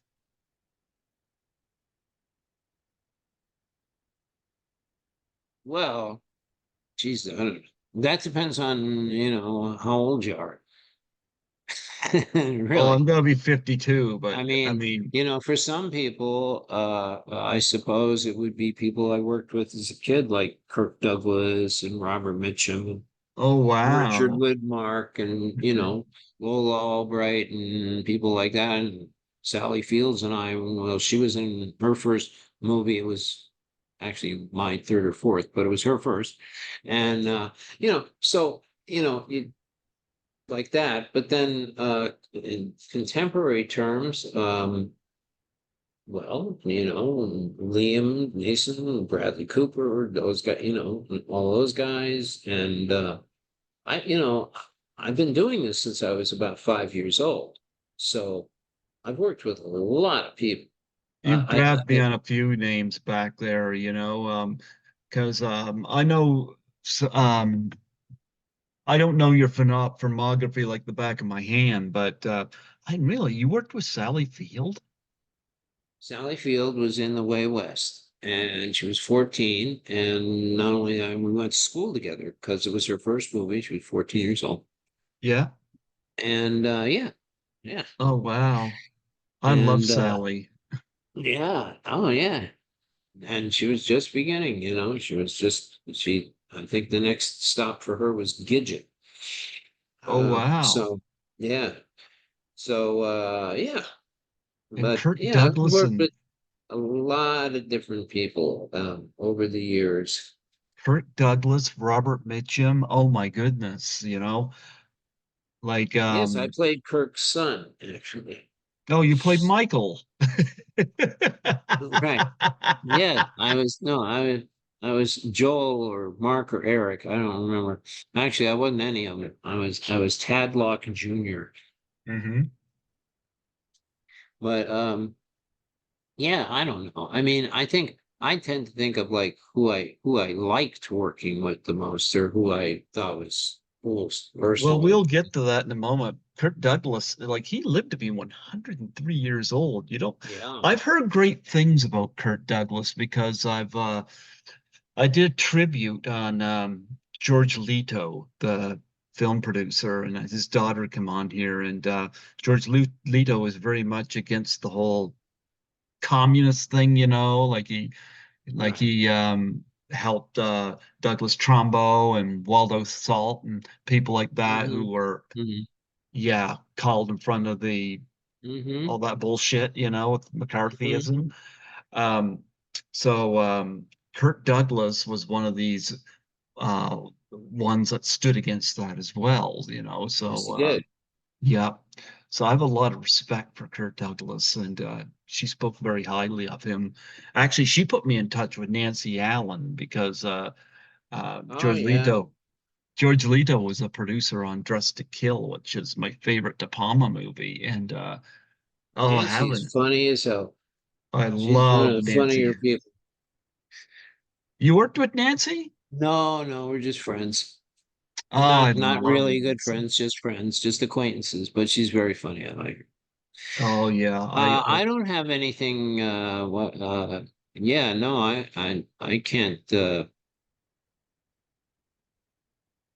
I don't have a lot bad to say about people really. It's Oh, I you know, wouldn't ask you to go in and mention any uncomfortable stories, but because you've had a there haven't career been go that way many. back. But it's funny you mentioned Liam Neeson and Bradley Cooper. Yeah, and I have great respect for them. Yes, I mean Bradley Cooper, with The Hangover, A Star Is Born, tremendous talent. Liam Neeson, Schindler's List, and now he's known for the Taken movies and stuff.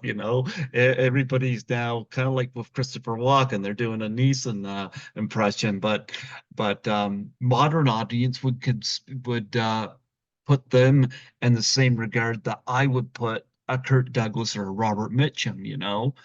Or you saw how I lit up when you mentioned Sally Field. So I went to oh, what was the name of the movie she did with Lily Tomlin and Jane Fonda their last year? And I went to the movie theater just to see all of them because it was like a nostalgia. Uh-huh. So it was just cool to see them, and but because actresses have a harder time in the industry because everybody goes after the younger and whatnot, and it's always nice to see these older ones and that still have it and could still make you watch them. And so yeah, love Sally Field, but I wouldn't ask you to talk nasty about anybody, but talk about some of the people that were real memorable to work with. But people that, if you had a shot, I'll make it this way. If you had a project coming up that you were in charge with, and you get the chance to just work with your dream cast of people that you've worked with before. Like, oh, this person was such a thrill. This person was such a thrill. Are there names that would come up that would be like, wow, I got to contact this person because this person will make it so much easier on just working with this person? Hmm. Um, and yeah, that might happen. I mean, I think what would happen first is that if it would depend on what the project was and what I was doing and everything like that. I'm not going to just squeeze friends or people that I like into something because I think it will be fun. But if Mhm. it turns out that it's somebody terrific that, that I have worked with before would be really good for this, well, yeah, I would do it on that basis. And there's plenty of people. There's plenty of people, like I said. I mean, yeah, unfortunately, in my case, a lot of my favorite people are no longer with us, Man, which which is too bad. But I got a new group, you know. As far as specific people, gee, it's really hard to come up with like a name or names. Um, it's kind of like people asking me, who are some of your favorite people you've interviewed? It yeah, stifles me. It stifles me. It's like, cheapers, there's been so many. And like you, it's hard to see some of them have passed away too. There's some yeah, people I've yeah, had on here that I'm amazed I had on here. You yeah, know, right. like I might have been Dick Miller's last interview. Uh, Really? I had him 5 months before he passed away. Wow. Yep. You must have had He's some great stories. Oh yeah. Yeah. Well, he wasn't even on my list to reach out to. I just noticed that he was doing a lot of the conventions, and I was kind of like, would he do my show?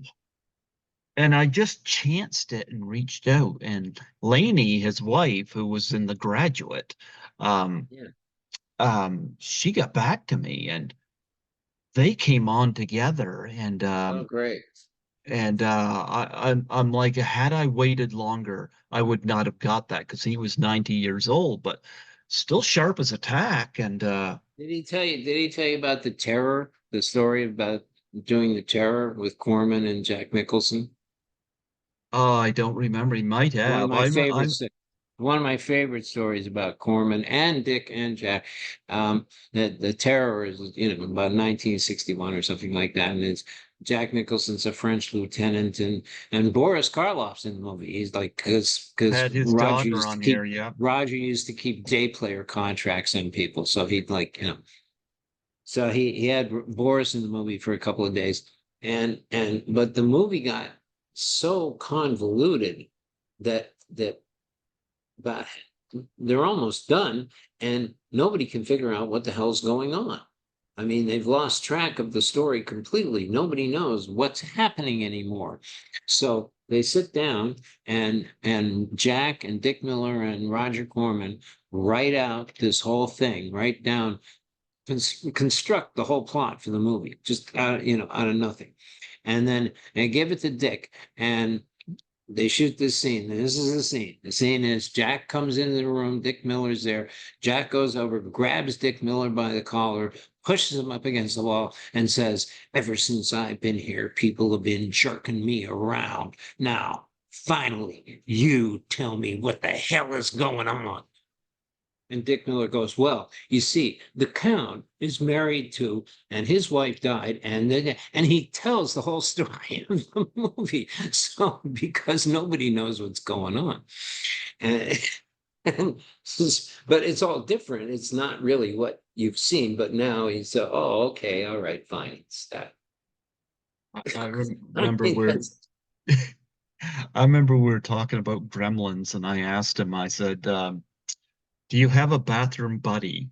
Because if you watch Gremlins, you know Hoyt Axton was a failed inventor, and the right. bathroom buddy was one of them. He says, and his wife just took the laughing, Oh yeah, because she knew what I meant. And he said, "No, I have an irreversible toilet." there you go. But I enjoyed talking to him, and I had Daria Nicolodi on a few months before she had passed. She was in a lot of Oh Argento movies, and yes.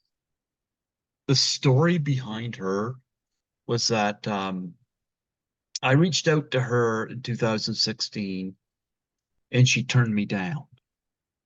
Hmm, And I by this point she was split from Argento, and I don't think she wanted to talk about him. right. And I let it go. But when come 2020, Deep Red, which I thought was her best performance of the Argento movies, um, was celebrating its anniversary. So I thought I'm going to take a shot at this again.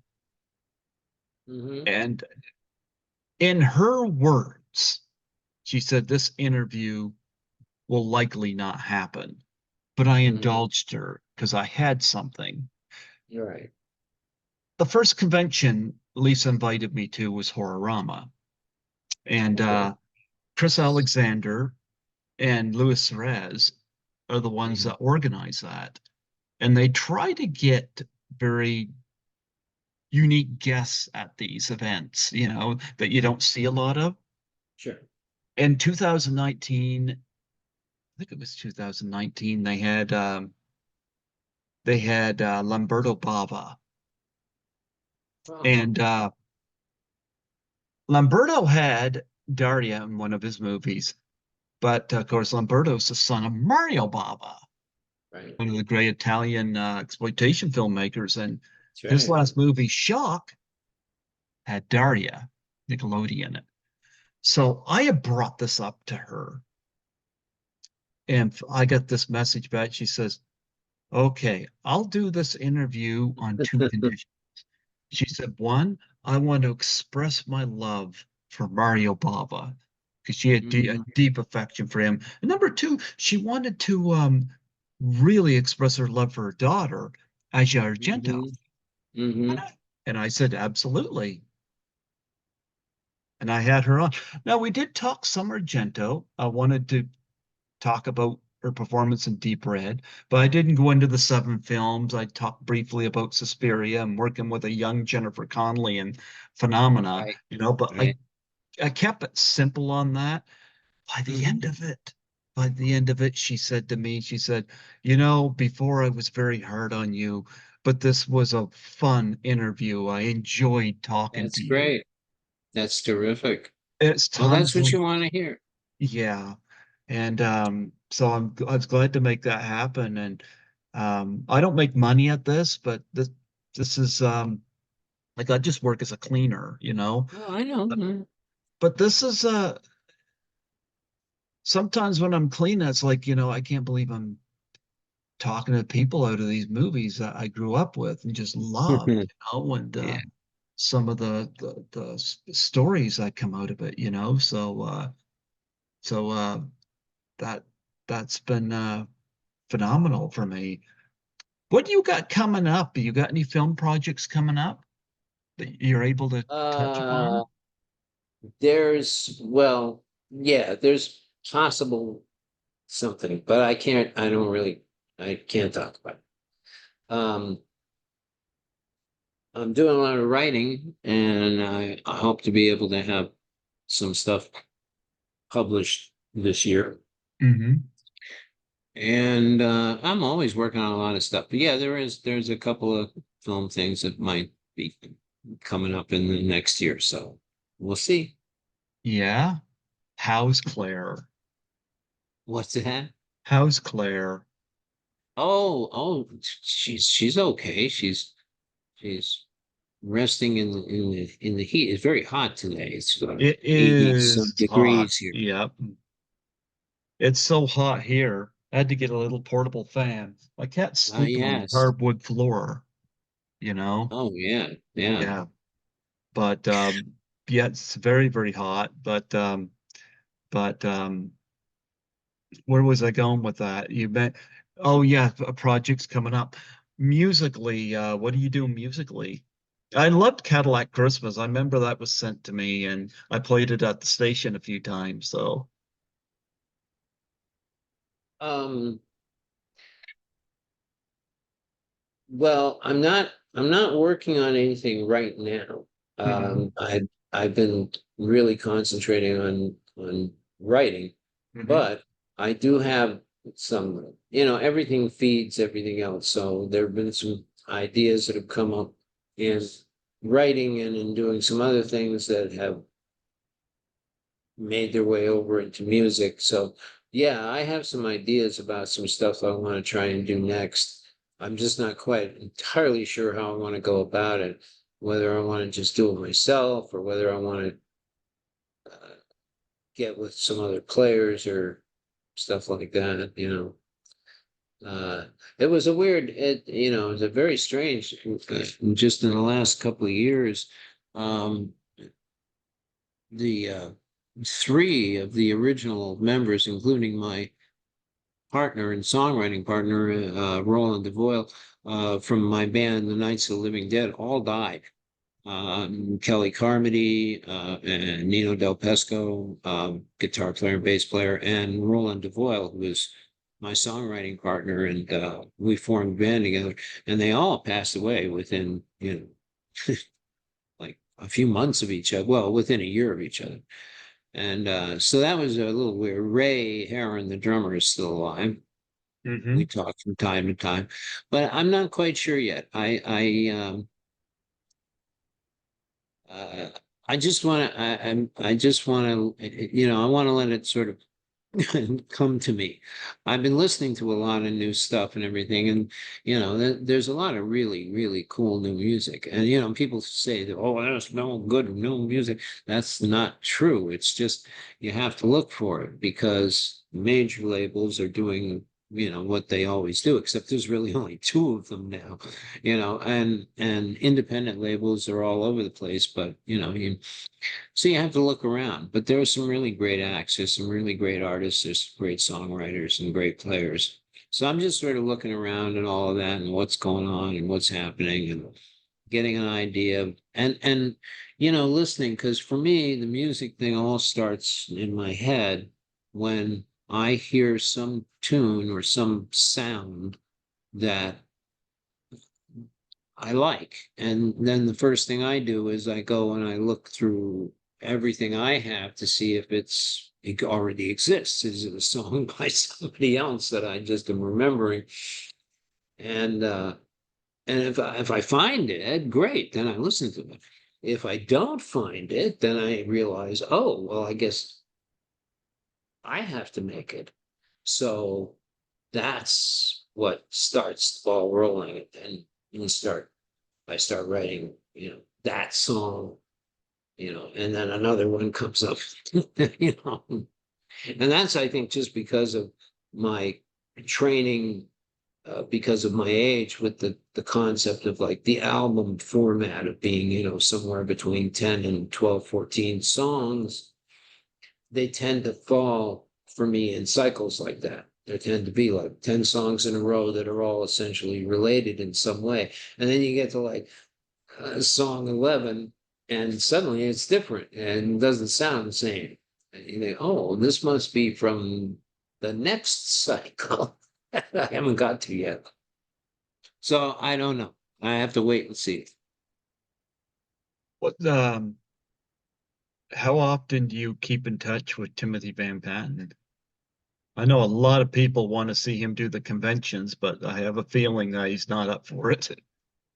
No, I don't think he will. And Timothy has a really, really, really good, solid, successful career as an executive producer and director and writer, and starting back with The Sopranos, and now all the shows he's done at HBO. I mean, and I believe he's in England now doing another miniseries that he's executive producer on.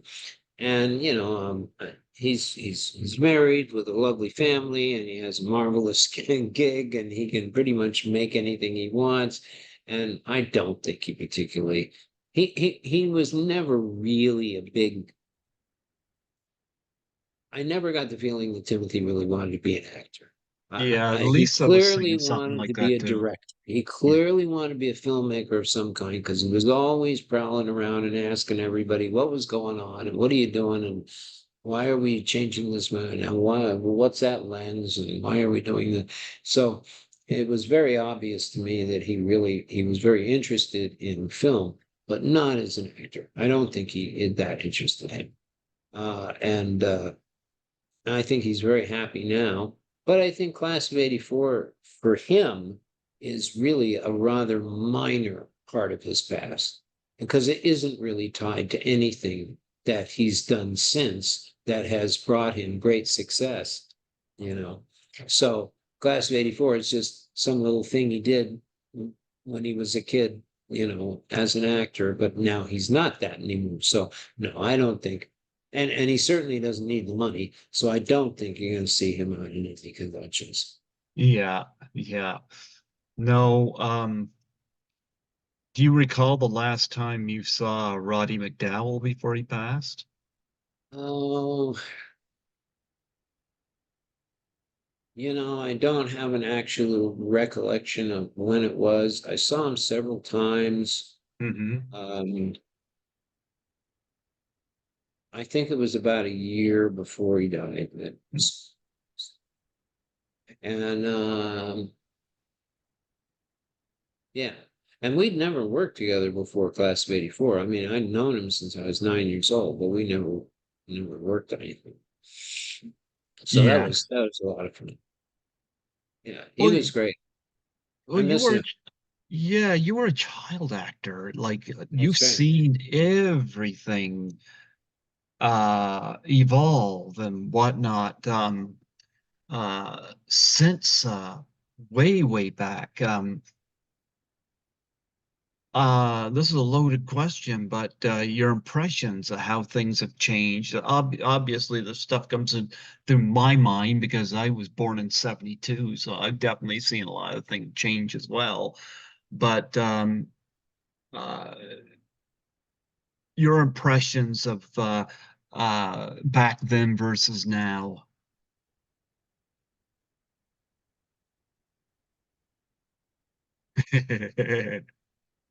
You know, every every time has its great moments and its terrible moments, and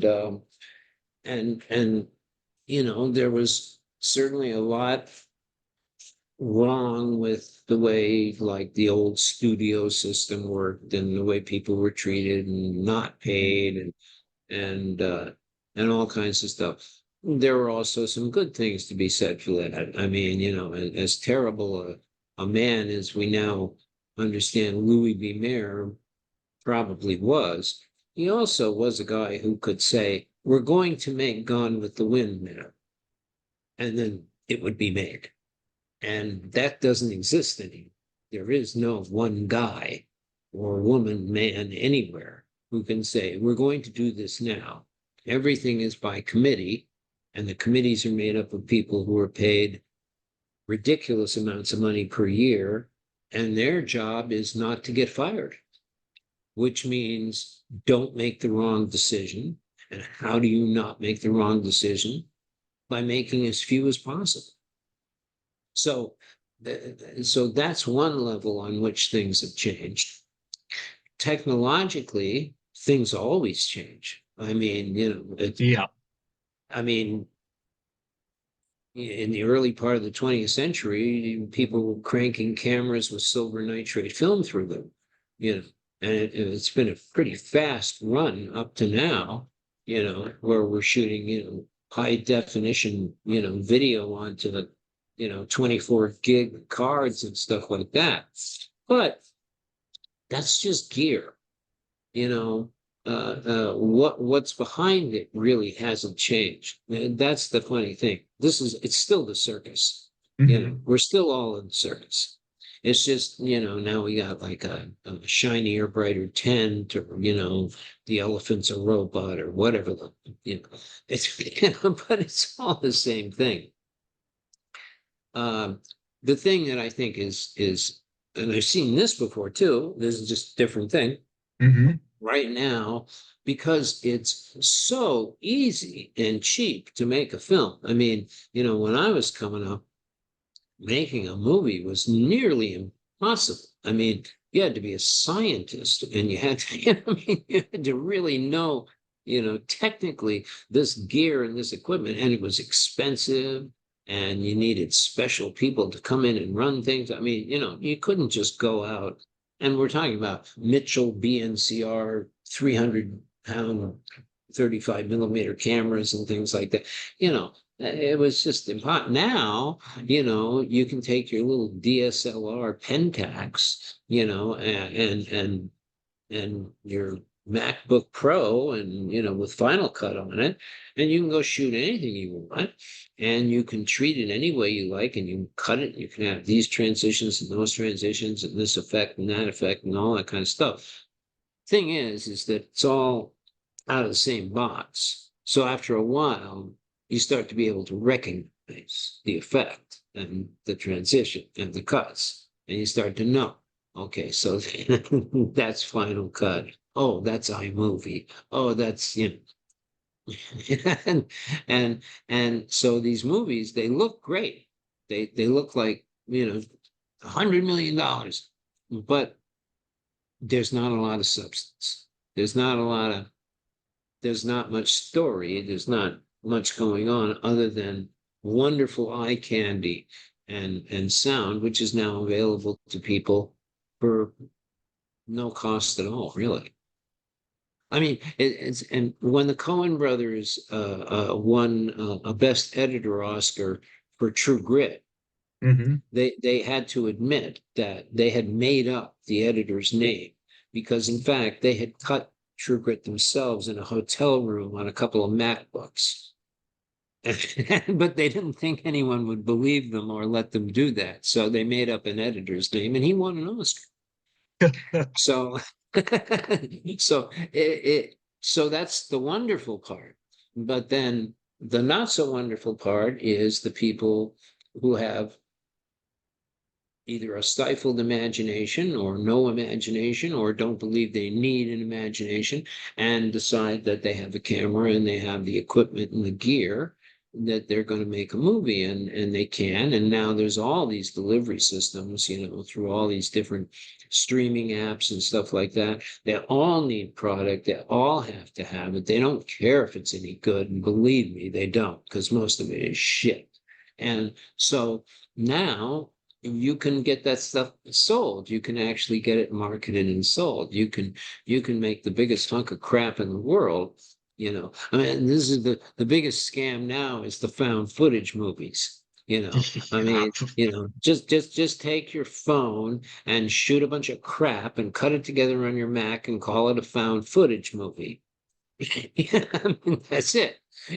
So, but people have always been doing that. There have always been people taking advantage of the systems of entertainment and art and stuff like that. Art forgers and And as far as movies go, man, and, some of it's. I read a great quote by John Waters the other day, who said that irony destroyed everything. He said, he said he wished he had been brought up in an age without irony. He said, because now, he said, these films weren't made to be so bad they're good. They were meant to be good. Some of them just wound up being bad. But but this ironic thing that we have of accepting just absolutely anything at all because, hey, yeah, well, look, it's a picture on a screen, you know. Well, I mean, good, you got a picture on a screen, but what is it a picture of? What does it mean? What's it going to do? Yep. So, in one sense, yes, there have been remarkable changes and great technological advances, and some of them are problematic, and some of them cut out some of the developed humanness of filmmaking. But that had to be developed over time anyway, because it's a technical process. So Mhm. this will just have to be developed, redeveloped. Again, learn, unlearn, relearn you know. So it's, in the end, it's again, it's all the circus. It's all movies, it's all music, it's all, and everybody has, their glorious youth where they had that one movie or that one song or that thing that was, meant, that was their 18th year or whatever, the important time. Everybody of every generation has that. And they always will. Well, you And if come they up in don't, a if it's not there, they'll make it. yeah. Yeah, I can think of some films that shouldn't have been made. Oh, of course. Yeah. Yeah.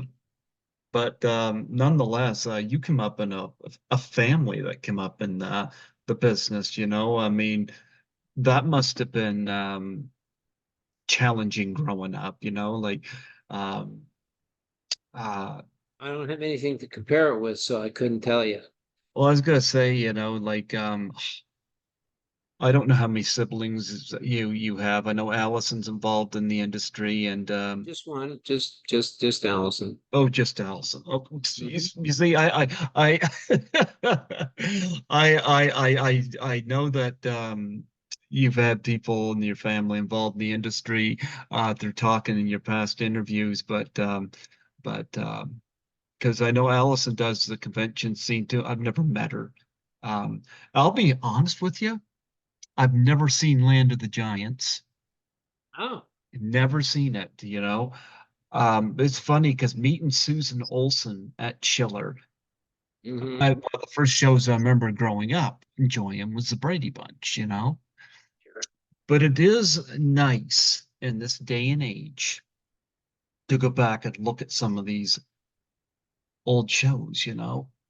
And Well, yeah, and this is like um, one of the first times in history that, that we've been able to do that. yep, We actually have recorded media now. yep, So we can actually see our memories. We don't just have to make them in our heads. We can actually put them on our screens or put them on our turntables or whatever, and we can listen and look at our memories, either personal ones or memories of material, professionally produced material that meant something to us at the time. It's amazing, you know. yeah, And now, oh, believe me, and things, artificial intelligence is going to make things really interesting over the next few years. yeah. Here, here's my take on that. I think the first time they had that I recall it, the Sky Captain, The World of Tomorrow, they had Laurence Olivier uh, in that. Of course, it was long after he had passed. Um, and they had Peter Cushing in Rogue One, the Star Wars movie. But also, I mean, you look at the end credits, his estate was, you know, everything was taken care of through his estate. I have no problem with that if there's been stuff granted, you know, like when you ask somebody or the estate, benefits or whatnot. Where I have a problem is when you got studios like, well, I'm hearing this story right now involving AI voices. Scarlett Johansson, I guess, is dealing with a legal battle with um, was I guess is perceived as her voice used against her permission, you know? It's going to be very complicated because it's not her voice, but it does sound just like her. Yeah, I and know that's what and I but it heard. isn't really her voice, and she was fooled and thought that it was, and that it used without her permission. But actually it opens up even a deeper and more complex question. It is not her voice, but it certainly is meant to be thought of as her voice, because they auditioned hundreds of actresses until they found the actress that had the voice that is like Scarlett Johansson, to be reminiscent of a particular other piece of material and product from, back down the line, so that it's more attractive in this one. Now that gets very complicated, because we're talking about essentially intellectual property, IP. That's the value of the 21st century. Intellectual property. And intellectual property can be anything you write, think of, make, do, or in fact, your image, your voice, I mean, I am my intellectual property. I'm in the Stefan Arngrim business. I have one product, me, I sell that. So this gets very complicated now, because does Scarlett Johansson have a case against OpenAI for using a voice actress to essentially emulate her voice without saying that it's a voice actress That's a emulating her voice? See, there you might There have you go. a case if it isn't billed. However, if it is billed and it says this is not Scarlett Johansson, this is so and so, so and so, then that gets into more complicated stuff. When does it become a legal infringement?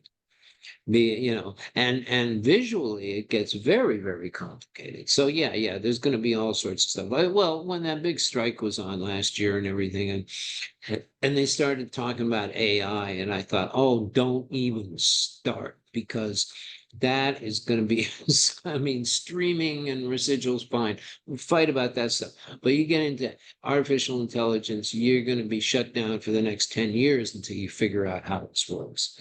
Because it's going to be a big deal. And yes, there are going to be some not necessarily unorthodox, terrible people, but some people who simply see this as a way to save a tremendous amount of money and get product out there.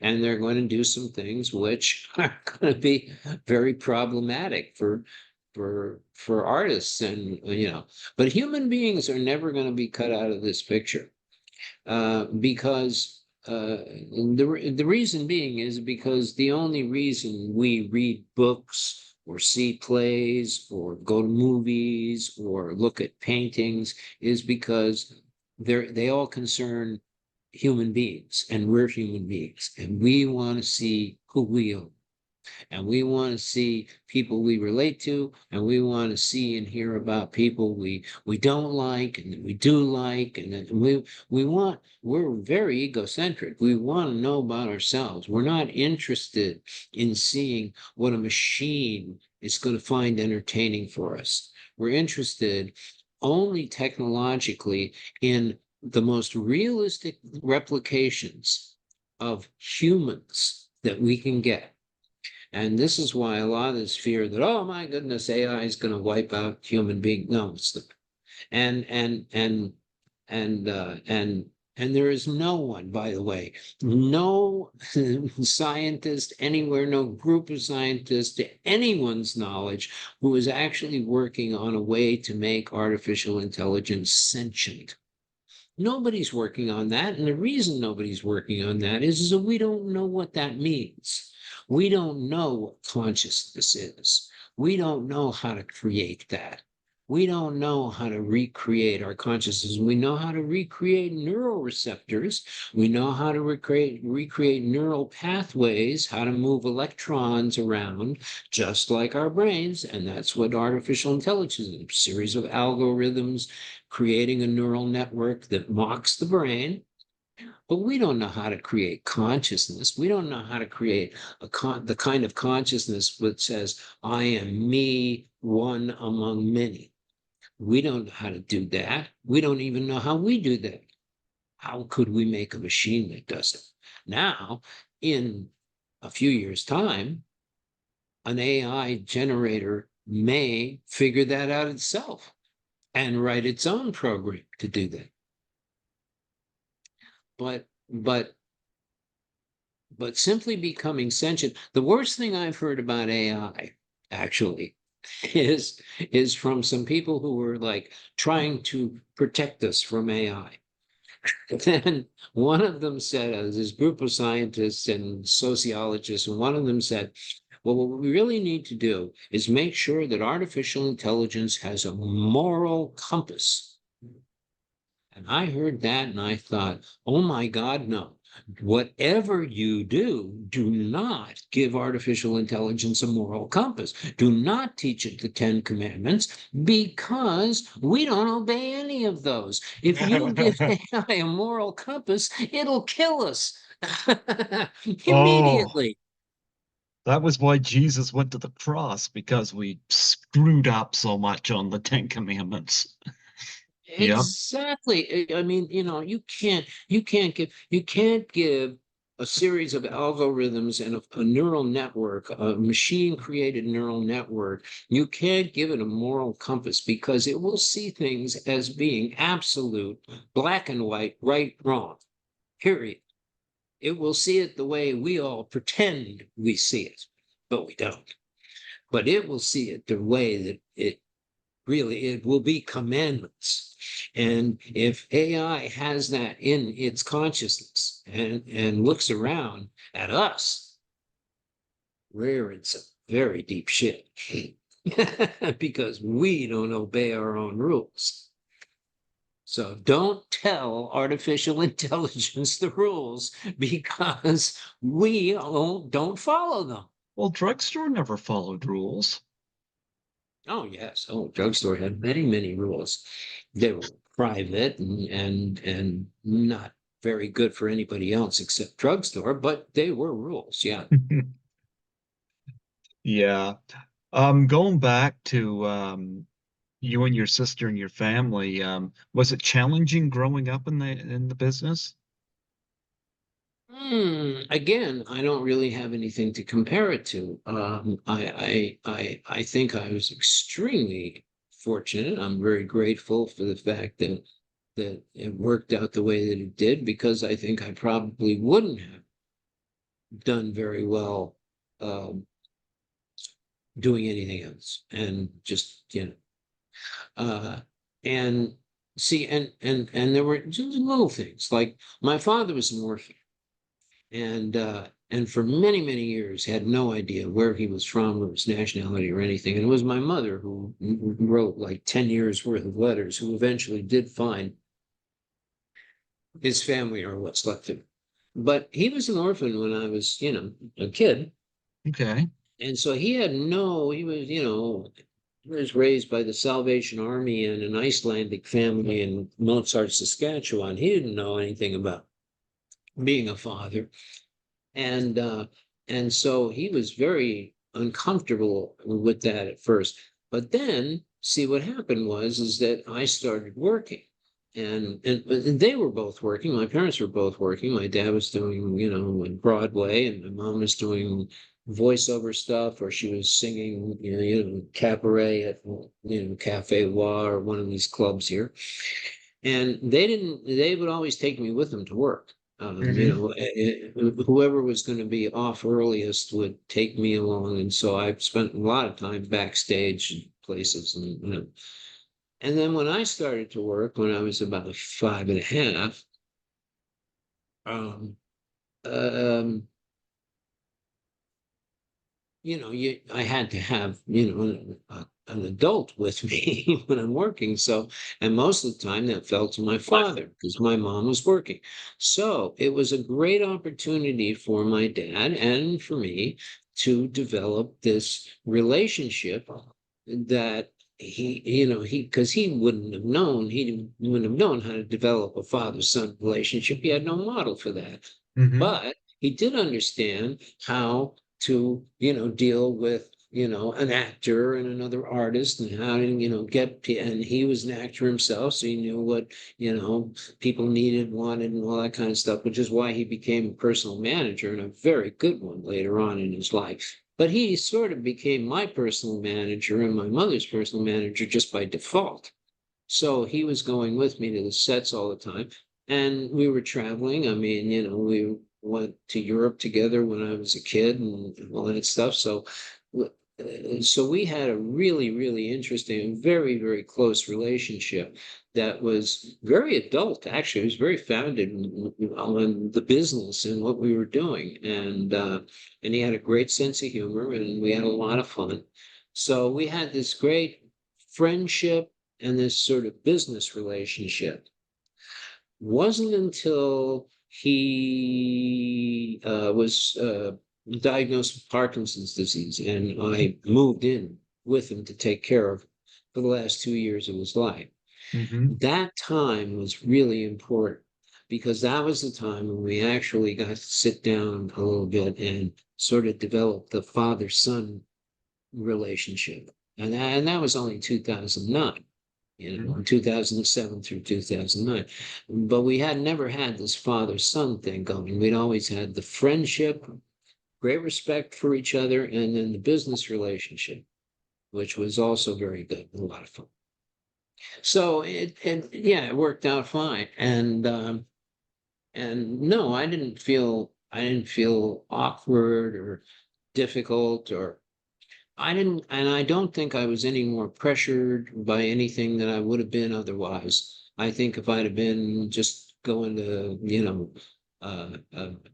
public school and being the so-called normal kid, I don't know what that is. I think I would have been as, neurotic and screwed up as I was at that time. Yeah. And I was really a freaked out kid. I was very very nervous and self-conscious and yeah, it was, There you but go. you know, but and had I not had the opportunity to go to some place and let that all out, through this work, I don't know what would have happened. I'm sure I wouldn't have been very happy. So no, I don't, I mean, a lot of people I know, it's the famous old thing is, Hollywood, and Hollywood destroyed my life and robbed me of my childhood. I don't have that story. I have the opposite story. I Hmm. think I'm extremely grateful. I can't imagine what I would have done had I not been given this opportunity and had I not had such extraordinary people as my parents. Had I even known them, were they not my parents, I would, be, forever grateful for having known them. But the fact that they really turned out to be my parents at the same time is amazing. So I'm nothing but grateful for them. Yeah. And we finally got to meet at Chiller, which was awesome. And I did not meet Butch Patrick, but I guess he was a Pat Priest. And speaking of He somebody that grew was. up in the business, uh, Butch But I Patrick. known Butch for a very long time, and we were Mhm. never very close friends, but we were acquaintances. No, just weren't close friends because we just weren't around. That's Mhm. the only thing about working as a kid and then later on in your teens and stuff is that, and particularly at least for me, is that I would get I would get in good with a group of people, group of friends, and start hanging around. And then suddenly I'd be gone because I'd be, going to Europe or going to across the country or going this place or even just going out to, 20th Century Fox or something and getting shut up in a soundstage for whatever period of time. And that would take me out of this whole thing. And, in youth, time moves so much faster. So then I would get back, and all that group had sort of disengaged and split up and moved around. And there was a new group, and, so I'd get hooked up with that group. So consequently, actually, I'm responsible for having introduced all kinds of people to each other who would not have known each other, except for the fact that I was taken away in mid-stride. So that's about it. You don't get a lot of. I mean, the security thing is a modifiable concept in this business. Well, it was As nice to nice meet as you. I can say that. Yeah. Well, it was nice meeting you at Chiller, and spending some time. Even got a free harmonica concert out of you there. I thank you very much. You're Yeah. taller than I thought you were. Yeah. Yes, you're taller than I thought you were. I was Oh, I was I was duly impressed. 6 foot and a half an inch. Yeah. Oh my No, a goodness. couple years ago, I was in Toronto, and Lisa was suggesting that I should get a passport, and so I could do some conventions in the States, and so we went about that, and yeah, we 2 years later, I finally used it, and um, so yeah, I was glad to do it. I was glad to do it. I don't know when or if I'll be doing another one in the States. That depends on my schedule. Sure. And it's a little more pricey to do it that way, but I could sit here and say I'll never do another one in the States, but you know what? I said my whole life I wasn't going to travel either, and I yearned to move to Toronto. I loved it so much. So Lisa was very instrumental in bringing that side of me out. But was there anybody else? Like I know Lisa met Bo Svensson and Susan Olson and people like that. Was there anybody that you got to connect with or reconnect with that chiller? I saw a few people that I'd known, but there really just didn't seem to be a whole lot of time to hang around. There was just so many people, and it was very spread out. But yeah, I saw a few people, and I hadn't seen in a few years, and said hello. I missed a couple of people that I didn't even know were there, but that always happens. Yeah. But no, there wasn't any specific individual that was like a couple of years ago, a few years ago, we did this convention, and I ran into my old friend Dennis Christopher, who I'd known for Hmm. years, and the last thing I'd heard when somebody told me Dennis had died, and I was so I found out he was in the next room signing, and I was like, oh my God. So that was nuts, but that's like, that was unusual. But yeah, you see people, and you say hi. Yeah.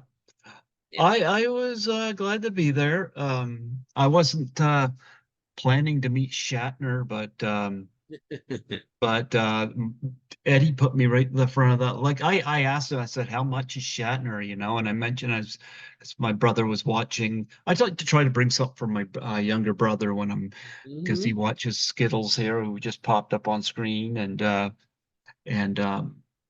so I thought, who would he want? I texted him. I told him I had a Shatner autograph for him. He was like, "Holy shit, are you kidding?" Yeah. Yep, so I got him that. I mean, I did the same thing with Carrie Elwes at Frightmare in the Falls last year. I got Andrew the autograph picture, and I get the picture with the guy, so worked out.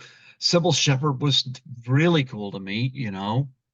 That's great. You know, Rosanna Arquette was just ravishing to see. She still looks great. Um, but I met all kinds of people there, and had a great time with it. And there was a handful of people that's been on my show before. So So that was fun. So I wish I could have had dinner with you and Claire and Lisa. I know you guys ended up leaving right after the event. I was still there for another night, and but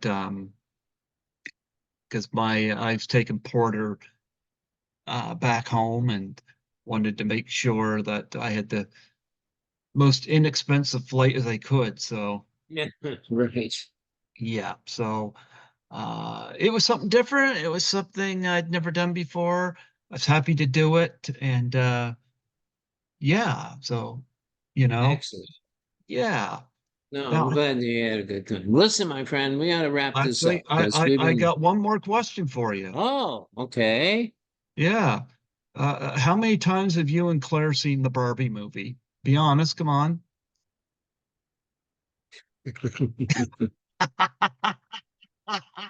Yeah, I'm afraid we've missed that.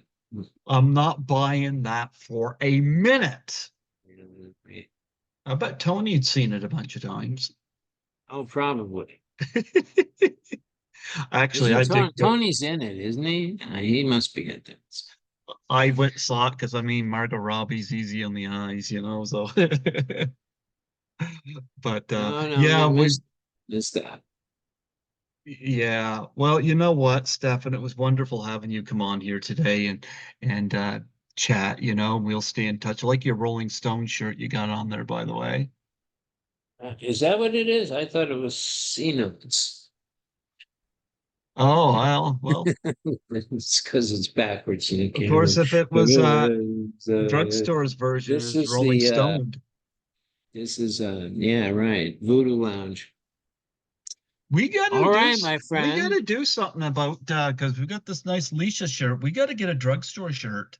We will. What I'm gonna do, I'm gonna send you some stills because Yeah. I know that there's some pictures online you probably should have at the conventions. Like you should have one of you on fire in class of '84. I think that would Yeah. sell. And one where you're in the class with the sunglasses on. Yes. Yeah, that would be good. And Those are maybe, those are two of the ones I selected for possible t-shirts. yep, yep. And you might have one or two from Fear No Evil, because I know that they're for films, they're a couple of your cult classic ones. But I'll have to fire you guys, you and Claire, some picture ideas, because I think that would be something, you know, because Would be yeah, great. Sure. yeah, I'll do that. But All anyway, right. before I let you go, do a plug for my show. Yes, absolutely, absolutely. Python's Paradise with the great and beautiful Greg Gilbert. Don't miss it. It's paradise for pythons. Yes. And folks, if you catch Stefan Arngrim at an event, he'll do a free harmonica concert for you. That's right. With a python. Yes. It would have helped too, though, if you had Lita Ford in there doing joining you. She could have been lead vocals. Yeah, yeah. Well, these opportunities, they come and they go.